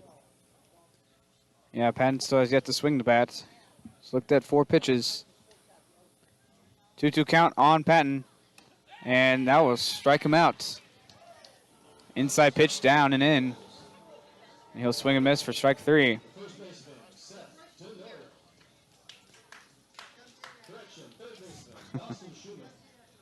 Now bring in third baseman Dawson Schuman. Apparently he also masquerades around as Denoyer as well. PA announcer with a little mix-up. First pitch to him will be inside for strike 1. Tell you it's easy to do, though.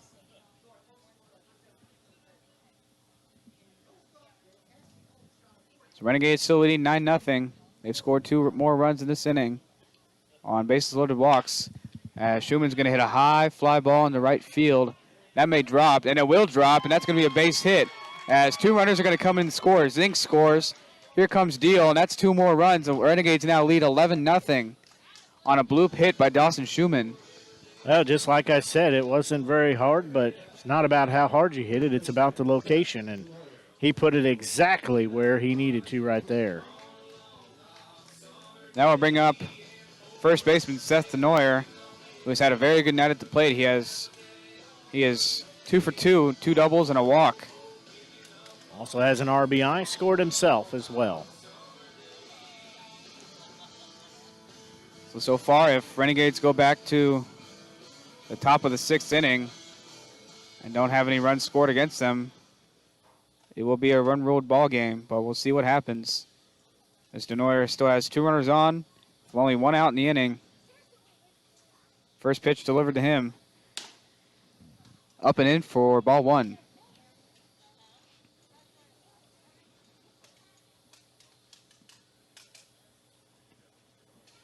We'll see if Denoyer can keep up his really good game. Next pitch to him, he's going to swing and hit a high fly ball in the deep left field, but is just going to be foul ball.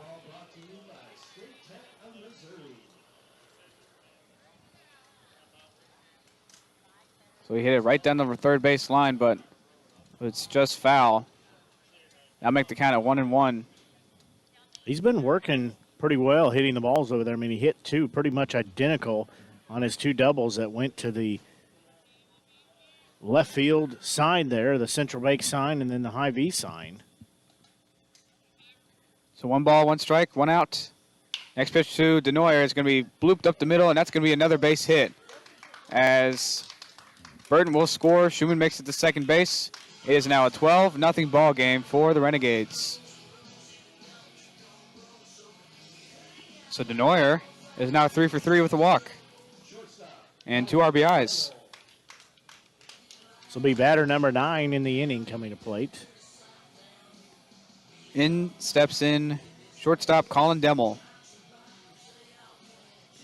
He is a number 6 hitter, and like Blake said, he is the 9th hitter to come and bat in this game or in this inning. First pitch to him will be upstairs for ball 1.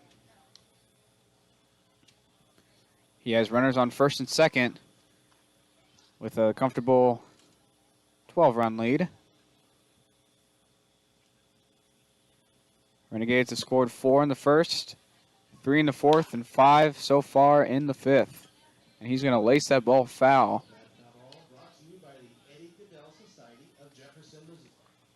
Yeah, he ripped that one.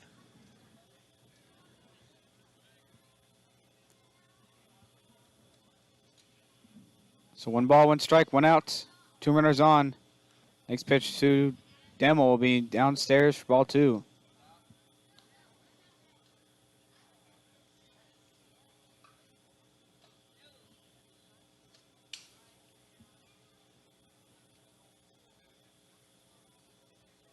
Two-one pitch to Demo. In there for strike 2.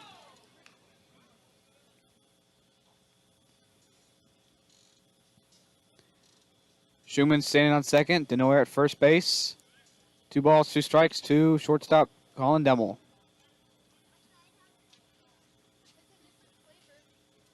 Here's the pitch. It's going to be outside, away from the catcher. And both Schuman and Denoyer are going to tag up from each base.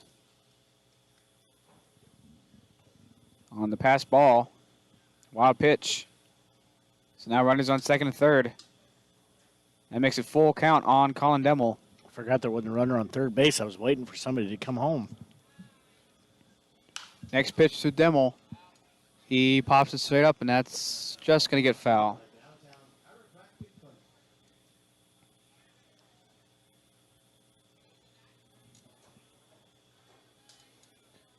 Well, Parker Cerrillo just hit a long ball in Sedalia. That's cut the lead to 1 at 3-2. They're in the bottom of the 7th inning. Joplin leading Sedalia. 3-2 pitch, and that's going to be upstairs for ball 4.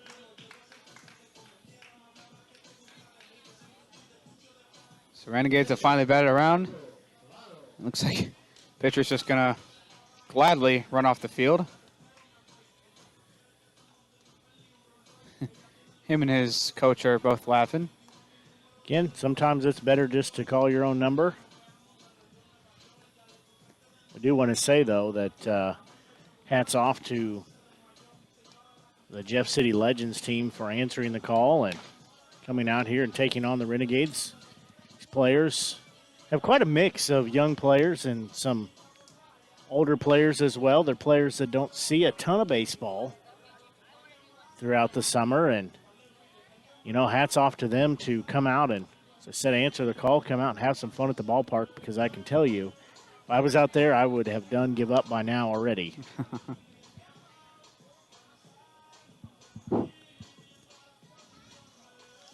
That or I'd have made myself look a fool diving out of the batter's box with every pitch. So Renegades have put up a 5 spot here in the 5th.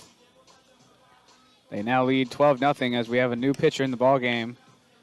Another green shirt, green hat, and another Blair Oaks player. Yeah, we'll say this is Mr. Green. I like that, Mr. Green, Mr. Clean. Might as well just call this team the Blair Oaks Falcons, not the Legends. Taking a look at the scores around the Mink League here. As we said, the Bombers just hit a home run, and they now trail by 1 at 3-2. It's bottom of the 7th inning, the Liberty Park in Sedalia. Need some help from Sedalia to drop in L on the Outlaws would help out our cause. Clarinda A's leading game 2, 2-1 over the St. Joseph Mustangs out at St. Joe. Clarinda won game 1, 7-1 in their doubleheader. Des Moines Peak Prospects hosting the Chillicothe Mudcats. That also a doubleheader as well. So Renegades have batted all around. We bring back Alec Clareau, who started this inning off with a walk and has yet to have an official plate appearance, as he's had 2 hit by pitches and a walk. First pitch to him will be upstairs for ball 1. So runner at third base and Dawson Schuman, runner at second, Seth Denoyer. And runner at first, Colin Demmel. Second pitch to Claro will be up for strike one.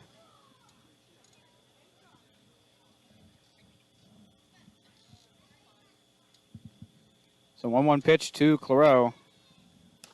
And it's going to be a breaking ball just high and inside for ball two.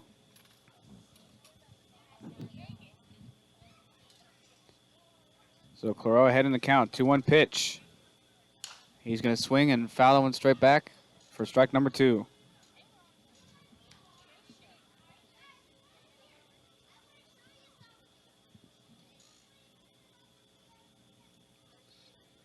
Well, crowd has finally gotten a little bit louder since when we first got here. A lot more people have shown up. They've come to see a good ball game. Renegades leading by 12 as time is called. Still a 2-2 count on Claro.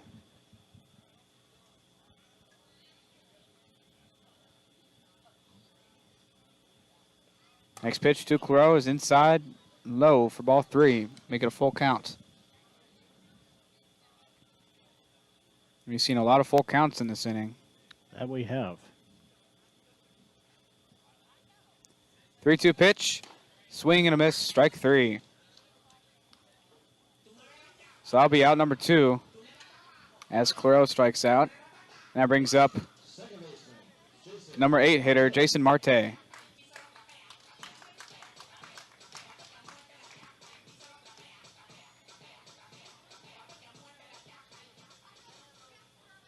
So Marte bats with the bases loaded still with 2 outs here in the bottom of the 5th inning. Renegades leading by 12. First pitch to Marte is breaking ball, and that one hit him. Hit him on the inside of the knee. Yeah, on his right knee too.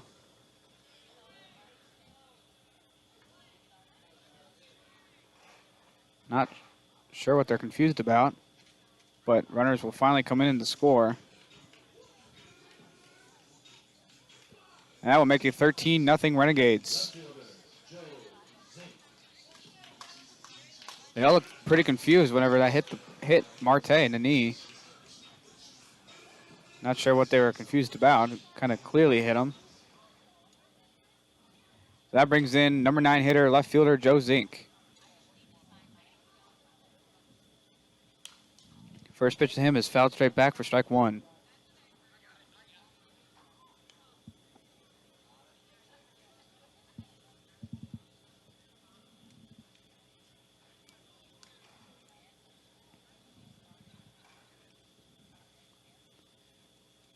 Oh, 1 pitch to Zink. Nice breaking ball for strike two. So here in the bottom of the 5th, Renegades have plated 6 runs to make it 13-0. They scored 4 in the 1st, 3 in the 4th, and 6 in the 5th. 0-2 pitch to Zink will be inside for ball one. He had to dance out of the way of that one.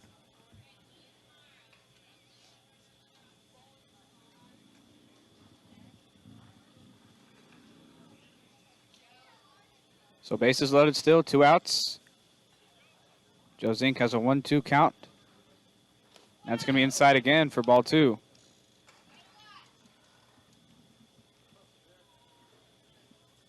That was right around the ankles of Zink. Catcher did a good job of catching that ball.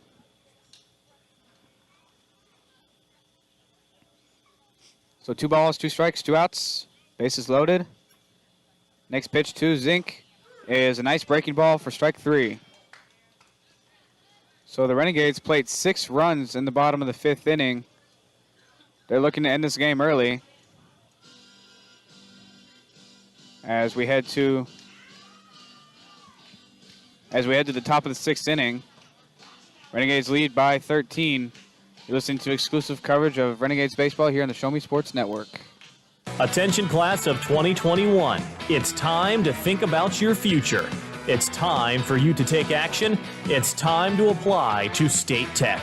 But you better hurry because space is filling up fast. In fact, more than 85% of our seats will be filled by March. So don't delay and find out firsthand why State Tech is ranked the best college in the country for the second year in a row. And we are proud to be known as the employer's choice. Apply today at statetechmo.edu. As a former veteran, for 2 years I tried to get my disability and nothing worked. Then I called Wes Swinigan, and he got the results that I really needed.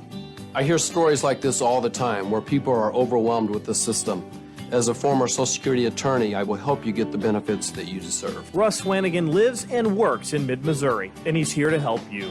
The help you deserve for the benefits you've earned. The law offices of Russ Swanigan. For the Renegades and Drew Voss, as we head to the top of the 6th inning, Renegades just played 6 runs to make it a 13-0 ball game. Legends have their final hope here in the top of the 6th before they could possibly get run ruled. What's crazy is they only had 2 hits in that inning. Yeah, there's 6 runs on 2 hits. A lot of walks in that inning, and a couple of hit by pitches. Yeah, 13 runs, 8 hits, and 1 error for the Renegades. No runs, 2 hits, 2 errors for the Legends.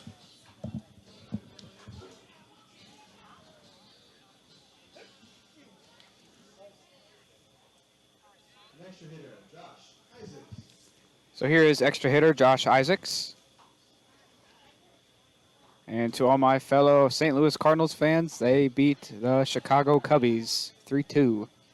And I am real happy because Cardinals win and Renegades are winning too. First pitch to Isaacs will be upstairs for ball 1. That is also a series win for the Cardinals, which is surprising. Those have been hard to come by for him this year. Yeah, especially against the Cubs.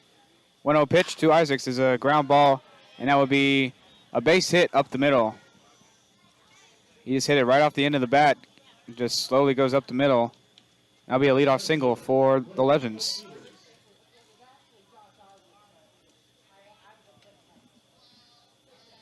That brings up center fielder Blake McFeeters. Well, it looks like the Bombers trying to put a rally here in the bottom of the 7th inning. They trail 1, but have runners on 1st and 3rd with 1 out. First pitch to McFeeters. He checks his swing and hits a foul ball. Nearly tumbles onto the ground, but he stays up, and that'll be first strike to him. You know, I mentioned about how I'd be bailing out of there every time. That would be me, except I'd be on the ground. 0-1 pitch from Voss to McFeeters. Down low for ball 1. Claro does a good job of blocking that one. So the interesting thing, too, with this game at Sedalia, now they have runners on 2nd and 3rd, still down 1 with 1 out. The interesting thing, though, would be, I'll get to that thought in just a minute. Next pitch to McFeeters will be strike number 2. That makes it 1-2.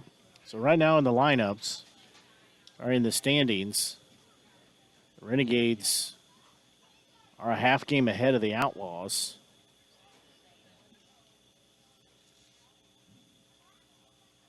1-2 pitch to McFeeters, inside for ball 2. Sedalia were to win today, that would put the Outlaws 4.5 games back, with the Renegades 3.5 games back. So that would give them a full game spread. So potentially, Renegades would only have to win 1. If they could win tomorrow night, that would clinch home field advantage. Could clinch home field advantage, I should say.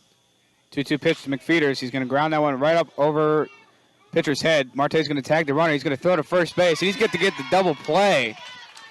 What a great double play. Wait. Not a double play. They're going to call him safe at second base.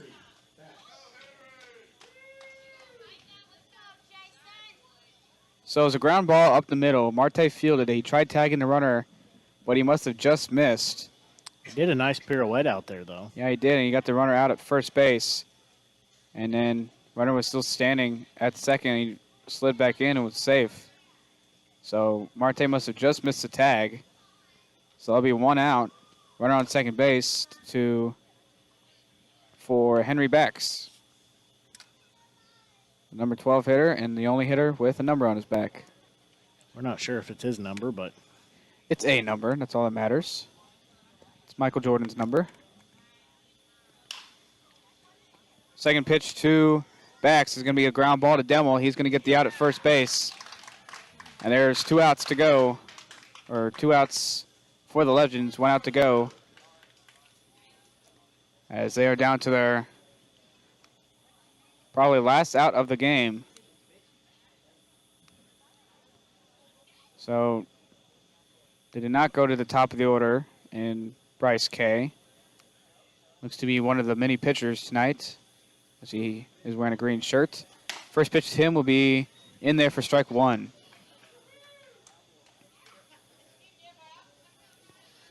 So we're in the top of the 6th inning. Runner on third base. Renegades leading 13-0. 2 outs. Have the chance for the run-ruled ball game. 0-1 pitch to green shirt. That's a swing and a miss for strike 2. And the Legends are down to their final strike.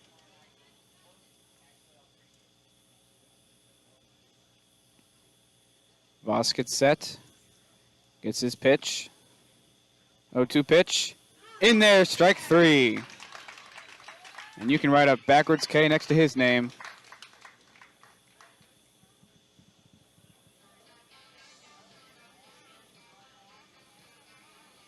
so we'll see if they are going to run rule it or keep playing.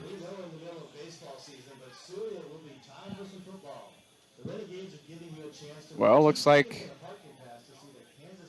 they might not do the run rule game.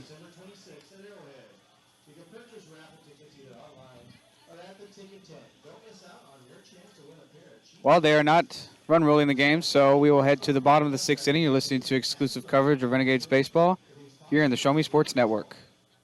Riverwalk Christian Academy has been providing a strong biblical foundation and academic excellence within a Christian environment for more than 15 years. Located in Jefferson City, Riverwalk Christian Academy offers kindergarten through 6th grade that prepares students to impact the world for Christ. Average class size. Looks like we were incorrect about the run rule, so they will keep playing. It could be they might have to play 7 full innings and able to run rule, but we'll see how it goes. But Renegades will bat here in the bottom of the 6th inning, and they will send off leadoff hitter Caden Deal against the southpaw for the Legends.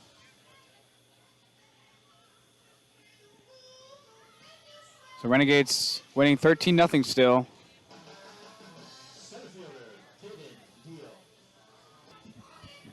And bottom of the 6th inning is about to be underway.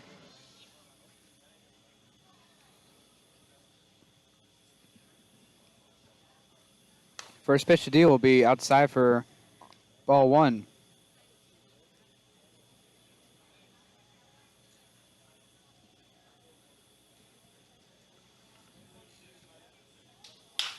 Deal's going to hit a ground ball up to the second baseman.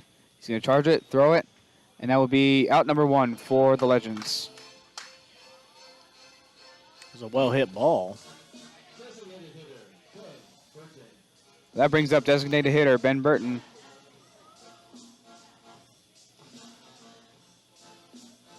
Playing in the 2 spot tonight, wearing number 20. Batting right-handed. Moves his hips a little bit. Puts his hands close to his shoulders. First pitch to him will be inside for ball 1. So Renegades put up a 6th spot in the last inning on only 2 hits. Lots of walks and lots of hits by pitches. Next pitch is inside, but called a strike.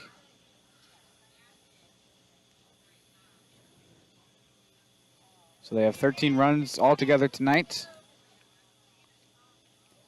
1-1 pitch to Burton. Good breaking ball, but just high for ball 2.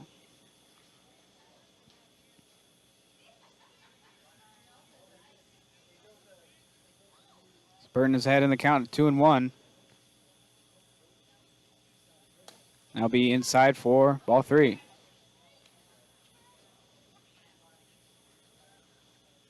Silbach and Sedalia still bottom of the 7th. Bases loaded. Outlaws leading 3-2.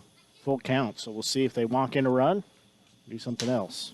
3-1 pitch to Burton out the upstairs for ball 4.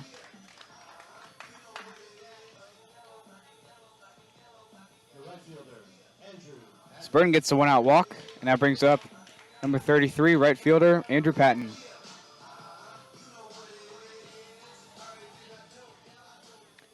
Well, they squandered that.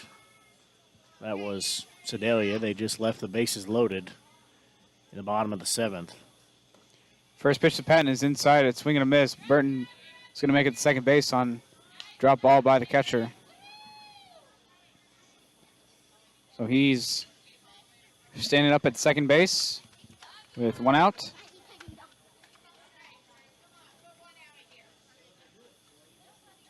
A 0-1 pitch to Andrew Patton, the right fielder. Big swing, but he's going to foul that straight back for strike 2.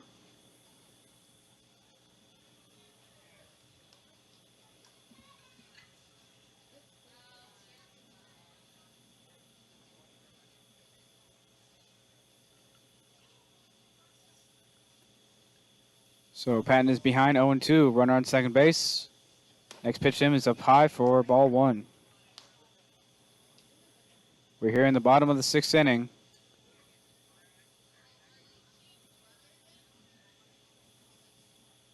One-two pitch to Patton. He's going to hit a high fly ball in the deep left field, and it is just going to be foul. Bounces, what, about a foot? It was not far from being fair. That ball brought to you by Pancheros.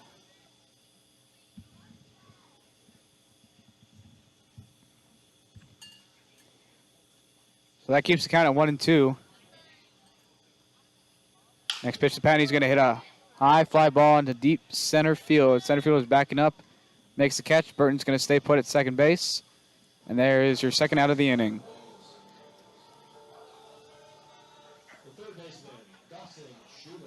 Here's the number 4 hitter, third baseman Dawson Schuman.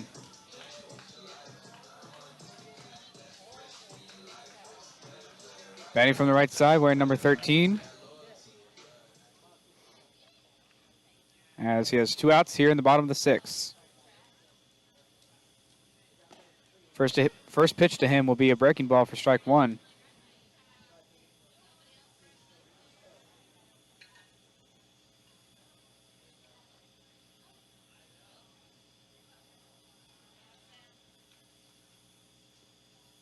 A 1 pitch inside by the knees for ball 1. It'd be a breaking ball that just missed. Almost looked like it maybe caught him on the shin, but he will step back in. Yeah, he didn't argue it, so steps in. 1-1 pitch.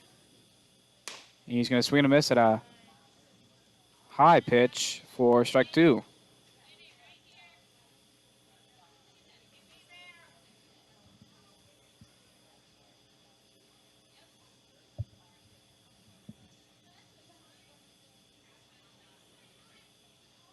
One-two pitch. He's going to hit a ground ball to second base. Second baseman almost slips and falls, but he makes the play for the 4-3 putout. And now we'll end the inning for the Renegades. There's no runs were put up. We're going to head to the top of the 7th inning. Renegades leading 13-0 over the Legends. And you're listening to exclusive coverage of Jeff City Renegades baseball here on the Show Me Sports Network. At Centurion Cares, for more than 3 decades, their focus has been on exceeding customer expectations for contact center software solutions for forward-thinking businesses. Their innovative communication solutions include utility interactive voice response software that allows for smart communication features that let your utility deliver superior customer service 24/7. They also provide other streamlined services like automatic call distribution, predictive dialer, outbound call notifications, cloud services, automated customer callback, reporting and quality assurance. Your customers will have access to information they need quickly and accurately. Most importantly, this allows customers to interact with your business on their terms at times that are convenient for them. To find out more about how Centurion Cares can help your business, call them at 727-421-5300 or look them up online at centurioncares.com. Centurion Cares, innovative communication solutions.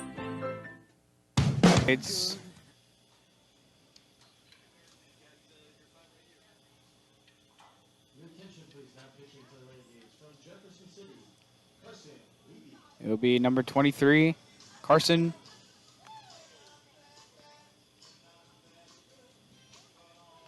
Oh, excuse me. They just weren't different numbers. We're in 38 tonight. Number 38, Carson Wiebe.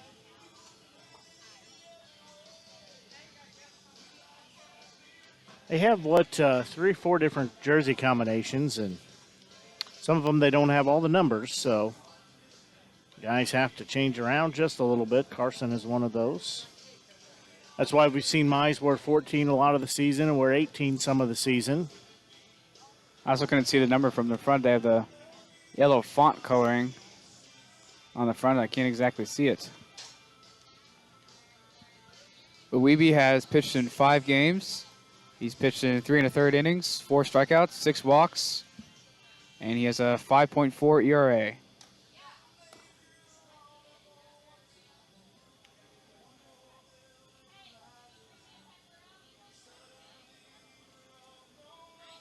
Still 3-2, top of the 8th inning. At Sedalia, Bombers squander a bases loaded opportunity. So that brings up the top of the order for the Legends and Bryce Kay.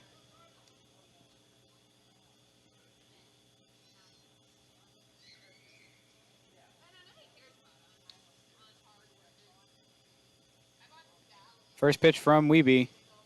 Be inside for ball 1. Right around the waist area for Bryce Kay, the shortstop for the Legends.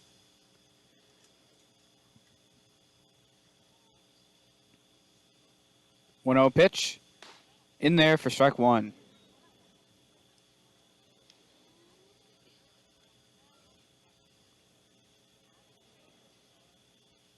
Okay, did not like that pitch. He was looking at the umpire. 1-1 pitch. Just down low for ball 2. Kay has a very fancy set of blue batting pants that he's wearing. Yeah, I noticed that earlier. Next pitch to him will be low for ball 3. They're royal blue and have a nice pinstripe on them and have the accent around the back pockets as well.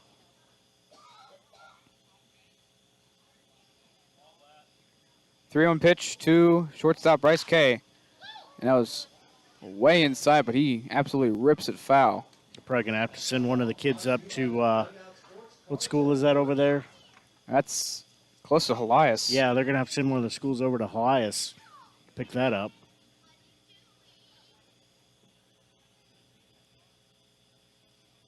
Next pitch to Kay. He's going to hit a high pop-up. And Claro is just going to miss it.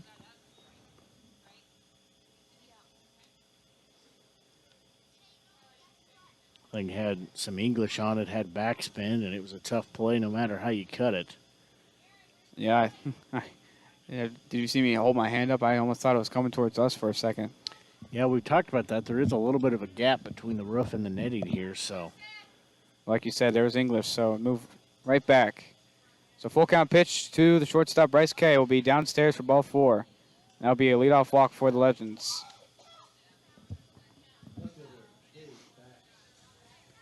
That brings up left fielder, Gage Backs. He bats here in the top of the 7th inning with 1 runner on against number 38, Carson Wiebe.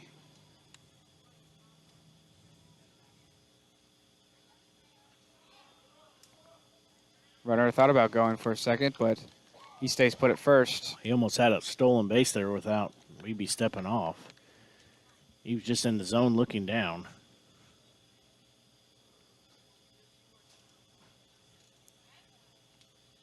First pitch to backs. Be low for ball 1.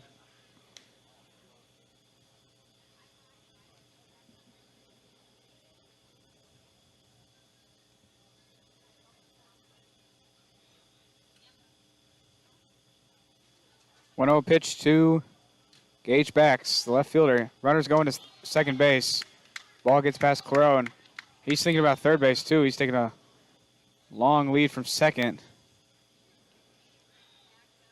He's trying to tempt Ali Claro.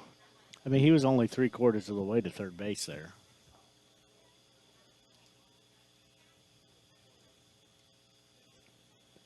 That makes it 2-0 on Gage Backs.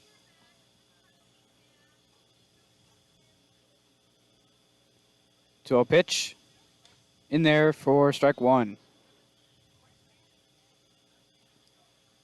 A little short throw to pitcher. He makes a great dig on that little ground ball that was thrown back to him.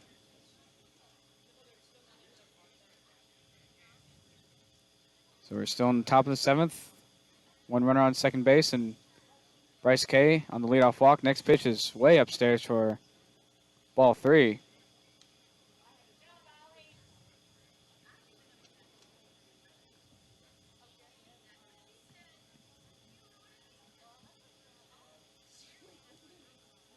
So Weeby doesn't have great control of his command right now.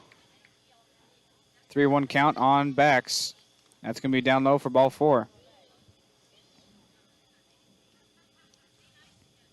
So first 2 runners get on walks.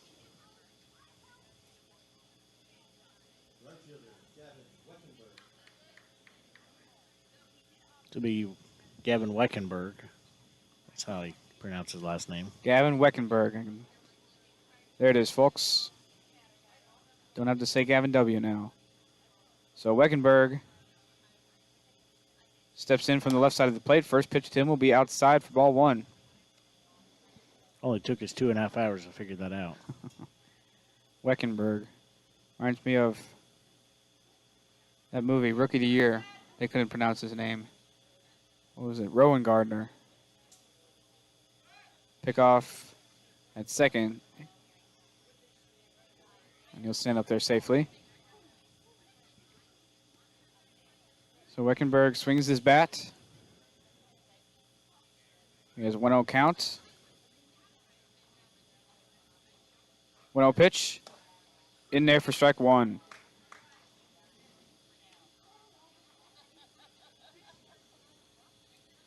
So we have shortstop K on second and left fielder Backs on first. In the top of the 7th inning, no outs for right fielder Gavin Weckenberg. Next pitch to him will be upstairs. And Claro's going to throw to second base, but K was already down, and he makes it to third base with the stolen base.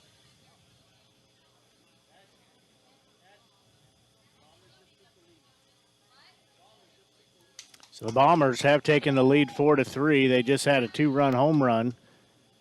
They trail 4-3 as they play in the bottom of the 8th inning. We're half an inning away from knowing how we're going to get a home playoff game. Next pitch will be low to Weckenberg. That'll make it 3-1 on the right fielder. So Weeby still struggling with his command. 3-1 pitch. Runner takes off to second base. It's going to be outside for a strike, but Backs does make it down to second base, and that'll be a stolen base for him. Couldn't hear the umpire call strike, so I was hesitant on that. But we'll make it a full count on Weckenberg. 3-2 pitch from Weeby. And it'll be inside, ball 4, bases loaded. Bases loaded all by way of the walk.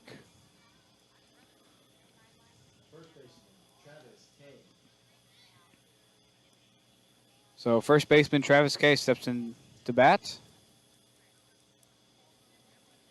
And a triple play wouldn't hurt right now. I was just thinking that.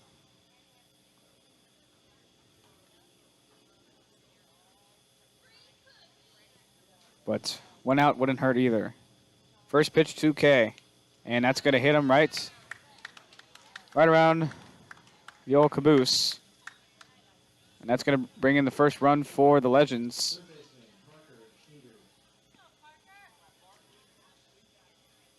So hit by pitch makes it 13-1 Renegades.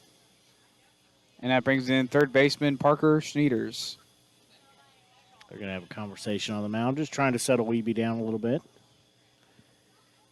You know, this is as good a game as any to let him face some adversity and have to work through tough situations. Try to settle himself down, having a 13-1 lead in a non-league game. Schuman and Denoyer talk to him, and they run back to their positions. I see Bryce K had so much fun running the base path, he's back on first base. First pitch to Schneiders will be strike one. Bryce steps in for Travis as a pinch runner after just scoring. I think he had a little fun out there. Next pitch to Schneiders will be strike two. I wasn't looking. I was looking at my sheet. Did he just round home and just take back off to first base? I didn't see, but I wouldn't be surprised.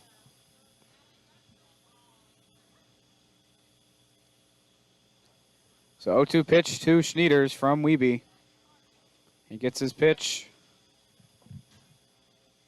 And he delivers. That's going to be down low for ball one.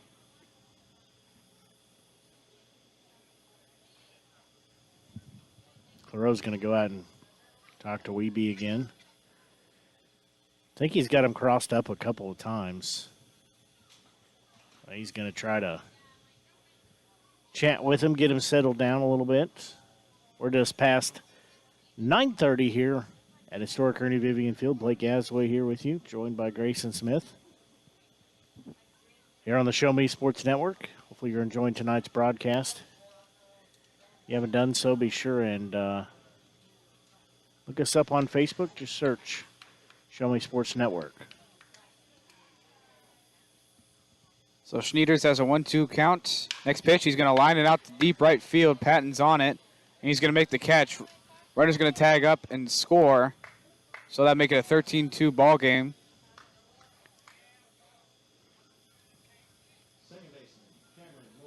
As runners stay put at first and second, but the line out to right makes it a 13-2 ball game. Now Wiebe has one out.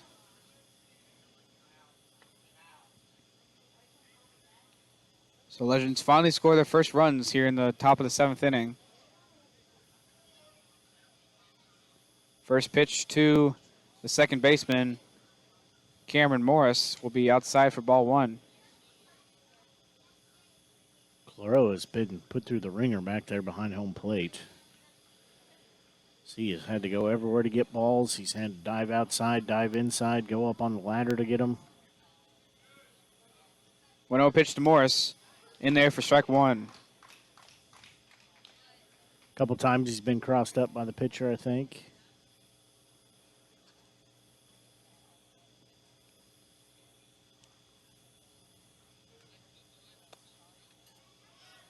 Double steal. Going to second and third as they pull off the double steal. So that puts the double play out of the mix. Almost had me a free spin of the prize wheel back there. Looks like Hamilton Anderson might be the Legends' third base coach over there.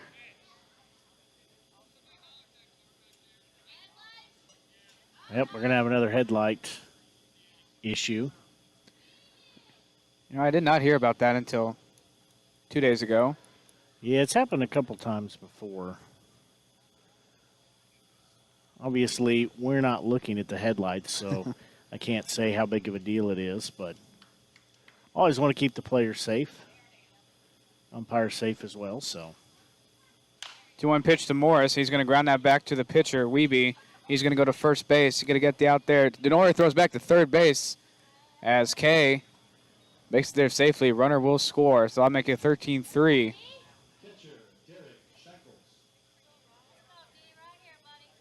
So Legends now have two outs.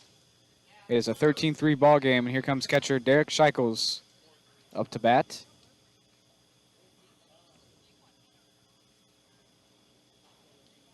done a great job on home plate.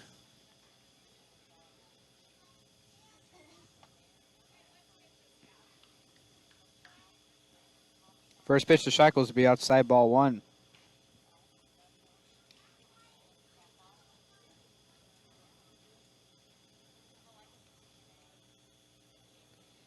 Still not sure if the run rule is in effect tonight. But anyways, it is still 13-3 as that pitch is high by his head for ball 2. Keep an update on the game there at Sedalia. Sedalia taking the 4-3 lead, scoring 2 runs on a home run in the bottom of the 8th inning. They go to the 9th. Renegades need some help from Sedalia to put a loss on Joplin. Ball inside. It gets past Claro. Runner's going to come to the plate. Throw home. He's going to be safe at the plate. So that makes it a 13-4 ball game.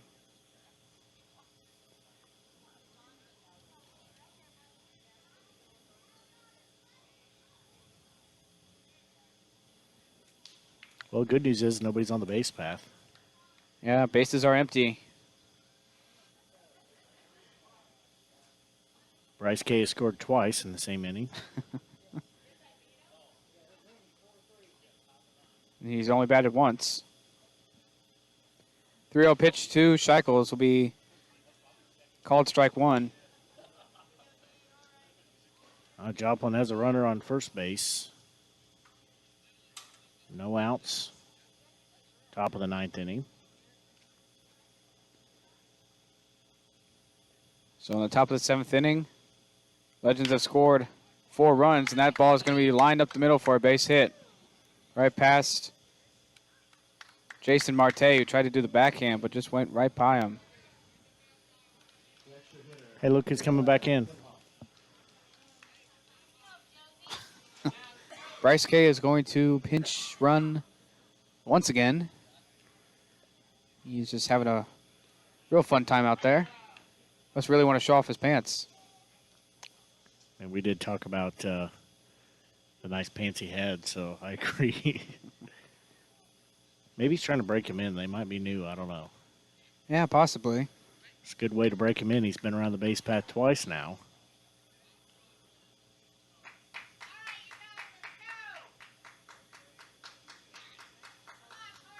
So top 7th, 2 outs for the Legends. They've scored 4 runs. They have made it a 13-4 ball game. Swing and a miss. Claro dropped the baseball. Runner's going to make it down to second, K. And he is just showing off the wheels for everyone tonight.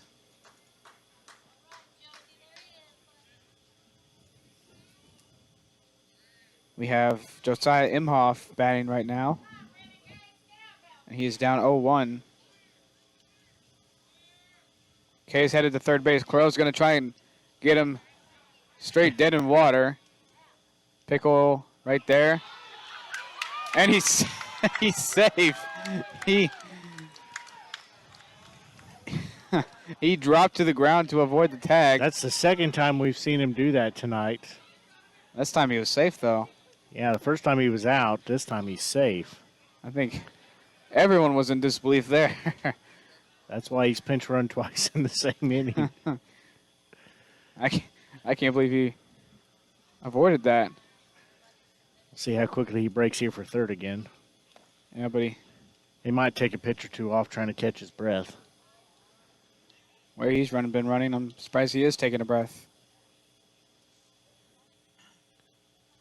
Next pitch is down for ball 2. Well, tied up in Sedalia. 4 apiece. So the Bombers unable to close out the game in the top of the 9th. Next pitch is high for ball 3.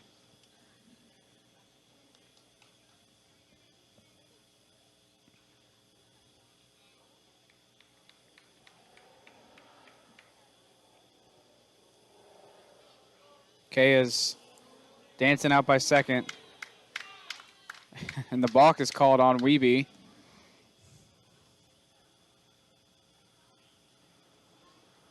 We've seen several of those called this season. I never saw, unless he, moved his eyebrow. I did not see him warrant a balk. 3-1 pitch, and that'll be down low for ball 4. So Weeby's been really struggling with his command.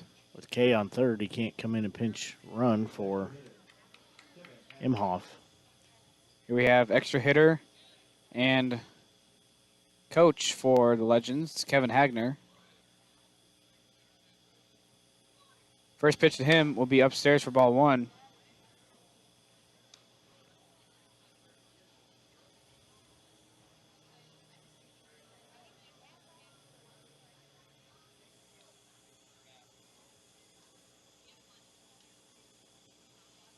One-0 pitch, down low in the dirt, gets past Claro.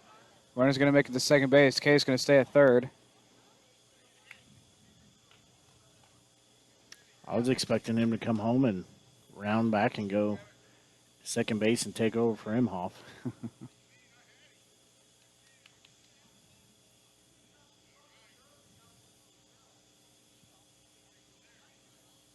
So 2-0 is the count on Kevin Hagner. Next pitch delivered will be a big hack for strike 1. We talked about that earlier for Hagner. He gives everything he's got on these swings. He swings out of his shoes on just about any pitch he likes.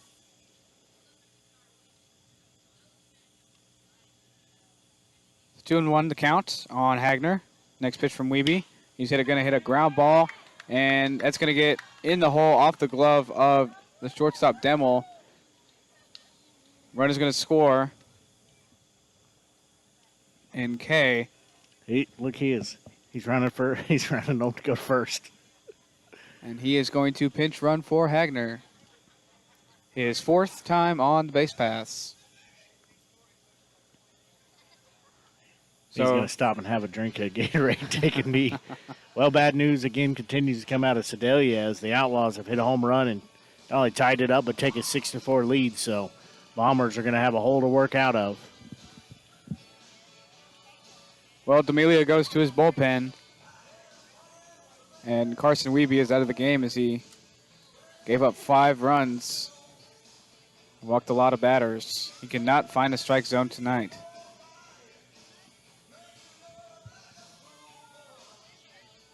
And that will bring up southpaw Mick Vonfelt. He is 5'11", freshman at Missouri S&T. He's left-handed thrower, left-handed batter, and he is from St. Charles, Iowa. Also say he's a very studious player. We've spent many hours sitting in the press box, him working on math homework, I believe, algebra, calculus, pre-calculus, something that I can't remember. But he has spent a lot of time in the press box on our road trips working on homework, so kudos to him to be able to play baseball this summer, but also keep his studies going as he plays at Missouri S&T. So been very impressed with that. Like I said, being able to do his homework, and by the sounds of what he was working on, it sounded extremely not enjoyable. So I like math, but not what he was doing. Yeah, I'm the opposite. I don't like math.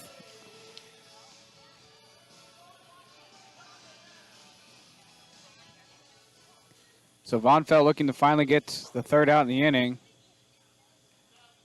as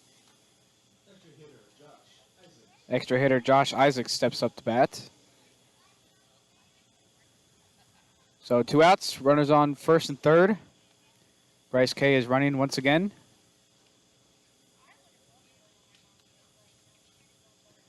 Two outs in the top of the 7th. Legends have scored 5 runs so far. First pitch, be in there for strike 1. And Bryce K is just going to jog his way to second base. Yeah, you can't go any further now. I bet Alec Claro is grateful.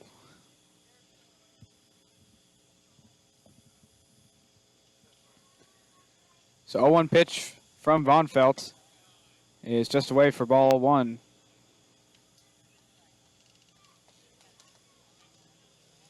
Well, the Bombers have a chance to win in walk-off fashion. They're down 6-4. They go to the bottom of the ninth inning. 1-1 pitch. That's going to be inside for strike two.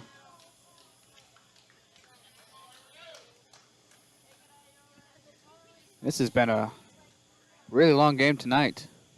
That it has been. So we're still in the top of the seventh. 1-2 pitch. He's going to foul that and stay alive for 1-2. I don't know what it is about these games here at historic Ernie Vivian Field, but they take a long time to play. Yes, they do. 1-2 pitch, and he's going to line that right into the glove of Denoyer. Nice leaping catch by the first baseman. So Renegades give up 5 runs. They still lead 13-5.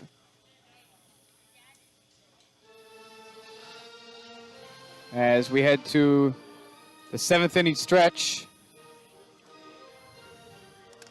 Renegades lead 13-5 as we head to the bottom of the 7th. You're listening to exclusive coverage of Renegades baseball here on the Show Me Sports Network. The following public service announcement is brought to you by the Eddie Gaedel Society, Jefferson City Chapter 10, doing little things to make a big difference. Want to make a big difference in your community? Be kind to others, drive safely, and put litter in its proper place. Join us in celebrating Eddie Gaedel. They offer comprehensive general and cosmetic dentistry services for all patients of all ages. Their experienced and compassionate team is there to help you achieve lifelong oral health and a stunning smile. To find out more about Southwest Dental Care, call them at 573-634-4909 or visit southwestdentalcarejc.com. To get the best smile in town, you must dash to Southwest Dental Care.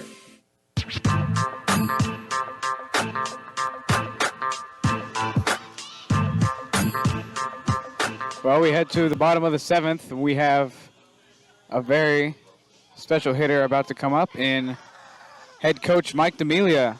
He's about to make a plate appearance. Is that McFeeters that's on the mound?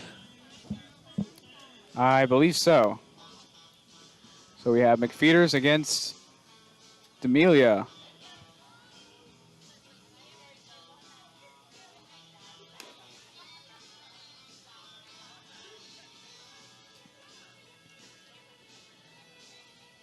Renegades still lead by 8 runs.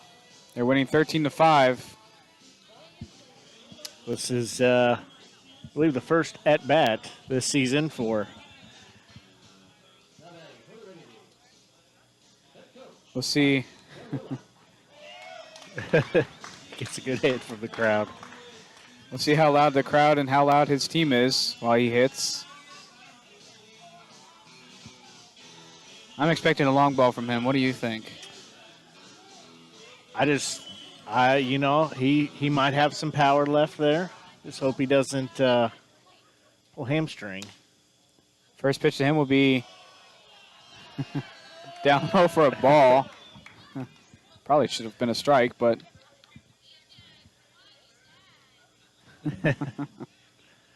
Both teams having some friendly fire back and forth.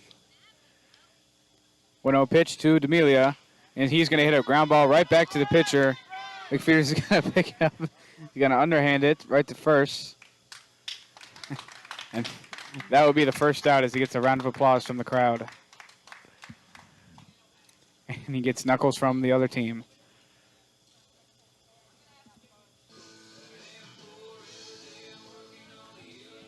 So next up we have first baseman Seth Denoyer, who is 3 for 3 with a walk, 2 doubles, a single, and a walk.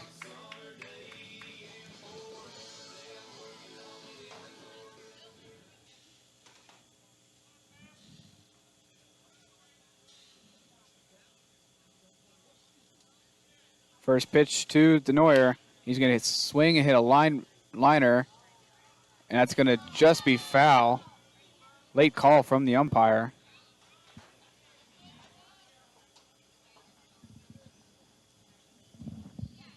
like you had a hard time seeing exactly where that landed, but I thought it landed fair, but umpire called it pretty late. It said foul ball. well, Sedalia down to their last out. They've got 2 outs in the bottom of the 9th inning. They trail 6-4. But Gideon Antle just walked, so they'll have the tying run at the plate. Next pitch to Denoyer is going to be upstairs for ball 1.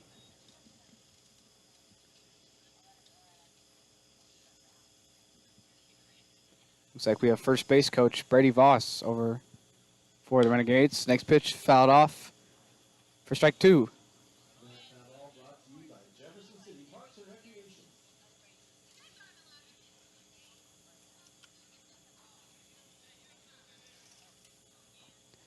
So Denoyer is down in the count, 1-2. Against another Blair Oaks hat. He's in his 2-strike stance, and he's going to take ball 2.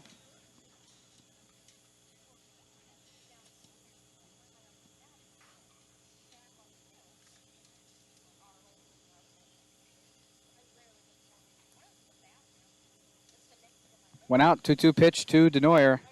Upstairs for ball 3.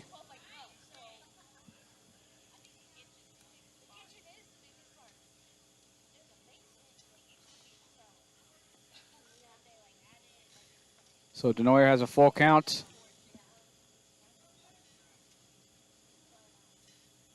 Next pitch up is going to be to the backstop, ball 4.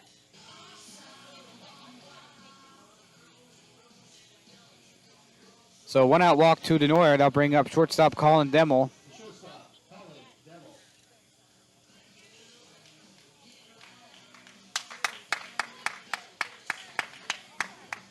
Or he might make it to 10 o'clock at night and still not be in the 8th inning. There is a distinct possibility of that.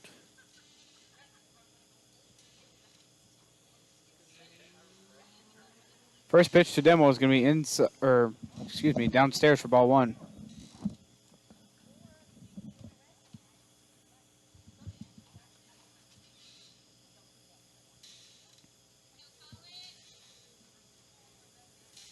One-0 pitch to Demmel, and he's going to hit a high fly ball. That's going to go foul, but is a mile high in the air. I didn't even see that ball land. Yeah, one might have to be picked up from the hockey rink behind us. Well, it's a final. Sedalia does not help us out. They lose 6-4. Next pitch to Demmel's low, but called a strike. I'll make it 1-2. Thank you, Sedalia. They did not help us. They lost. That was sarcasm. 1-2. Demmel swings and misses. Throw down to second base. And Denoyer is going to just stay safe. As Denoyer picks up the stolen base. There will be 2 outs for Ali Claro. And I say thank you, Sedalia, in a sarcastic way. Joplin wins that ball game.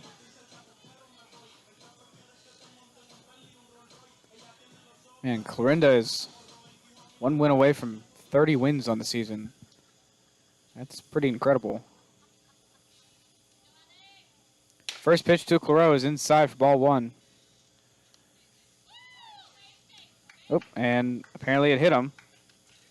So he makes it down to first base.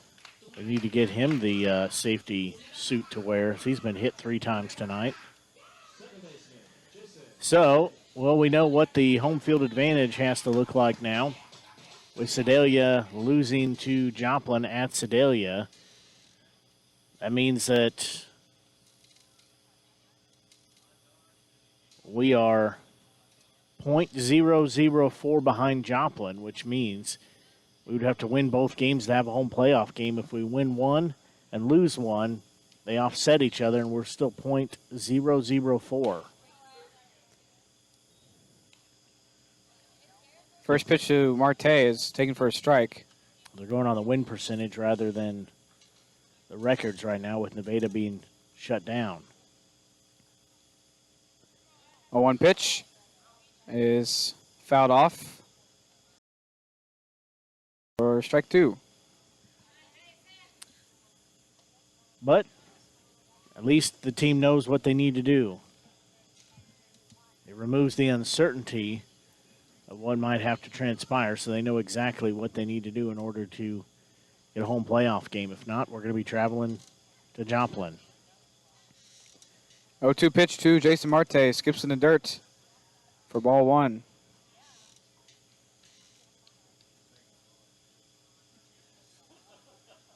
Marte still trying to shake off that foul ball that he had.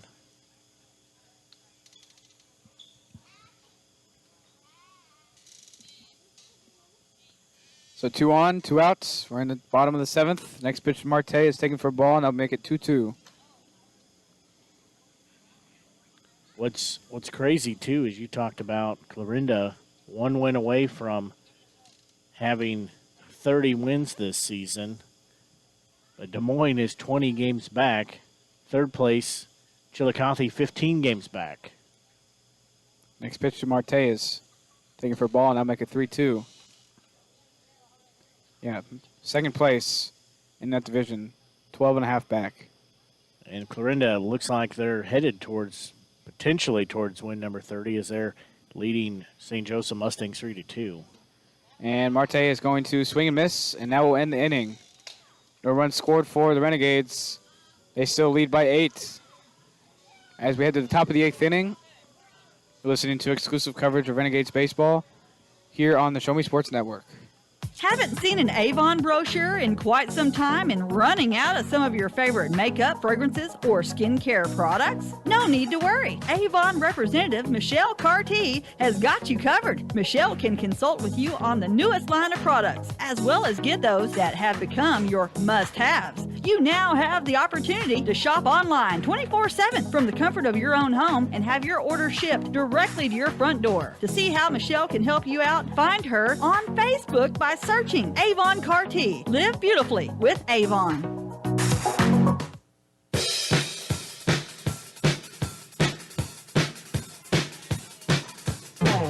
Well, looks like the Renegades are going to take the win tonight. After 7 innings, they win 13-5 against the Jeff City Legends. We didn't quite sure know how this game would end, but they will end it here as we are just 3 minutes away from 10 o'clock. And we made it under 10 o'clock. Yeah, we did. Well, we know what the stage will look like as regular season will be wrapped up for the Renegades tomorrow and Saturday with a 2-game homestand as they host the Joplin Outlaws. And right now, Renegades are .004 of a percentage point behind the Joplin Outlaws. So basically what's going to happen is they have to win both games, sweep Joplin. If they split or are unable to win even one of those games, then we'll be going to Joplin on Monday for the playoff game.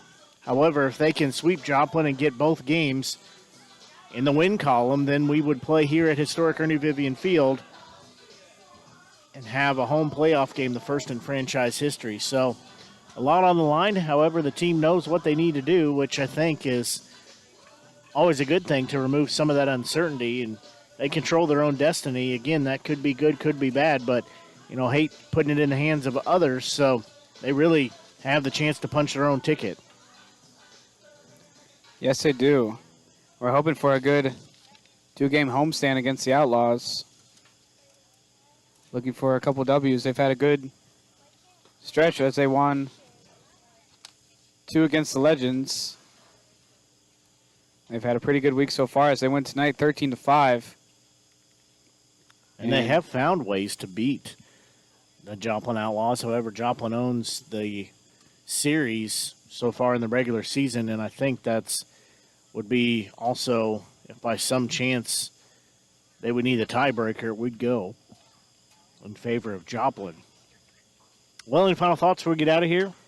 No, it's just a great offensive performance tonight. They took a lot of pitches tonight. There's a lot of walks. Wasn't as many hits as there were walks, but still a good thing to see a high-scoring game, and I think they'll have some good momentum towards tomorrow's game against the Outlaws. Well, you're exactly right on that, and sometimes that's that's a big reason why we played 3 non-league games, to give the chance for the guys to build some momentum, get some hits in, get some good at-bats, get some pitching in, and hopefully build towards that momentum, as you were saying, and get them a chance to have a home playoff game. So that'll do it for our broadcast tonight until we talk to you tomorrow evening, which will have pregame about 6:40, first pitch at 7 o'clock. Until we talk to you from right here at historic Ernie Vivian Field for Grayson Smith, I'm Blake Gazaway for the Show Me Sports Network. Till we talk to you tomorrow at 6:40, so long, and have a great evening.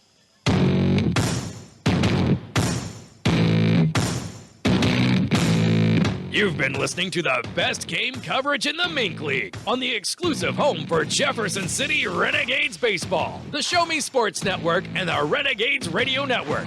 Blake Gazaway, Grayson Smith, and the broadcast crew are the guys that know your Renegades the best.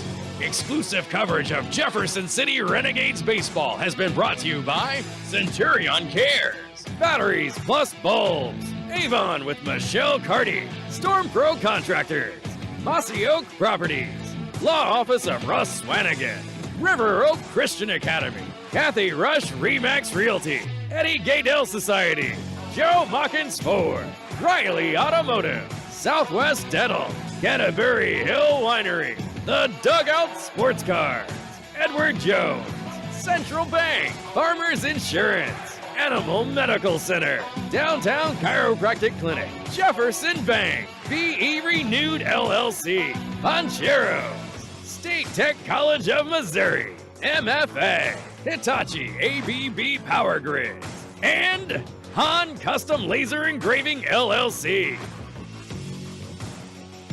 We hope you've enjoyed.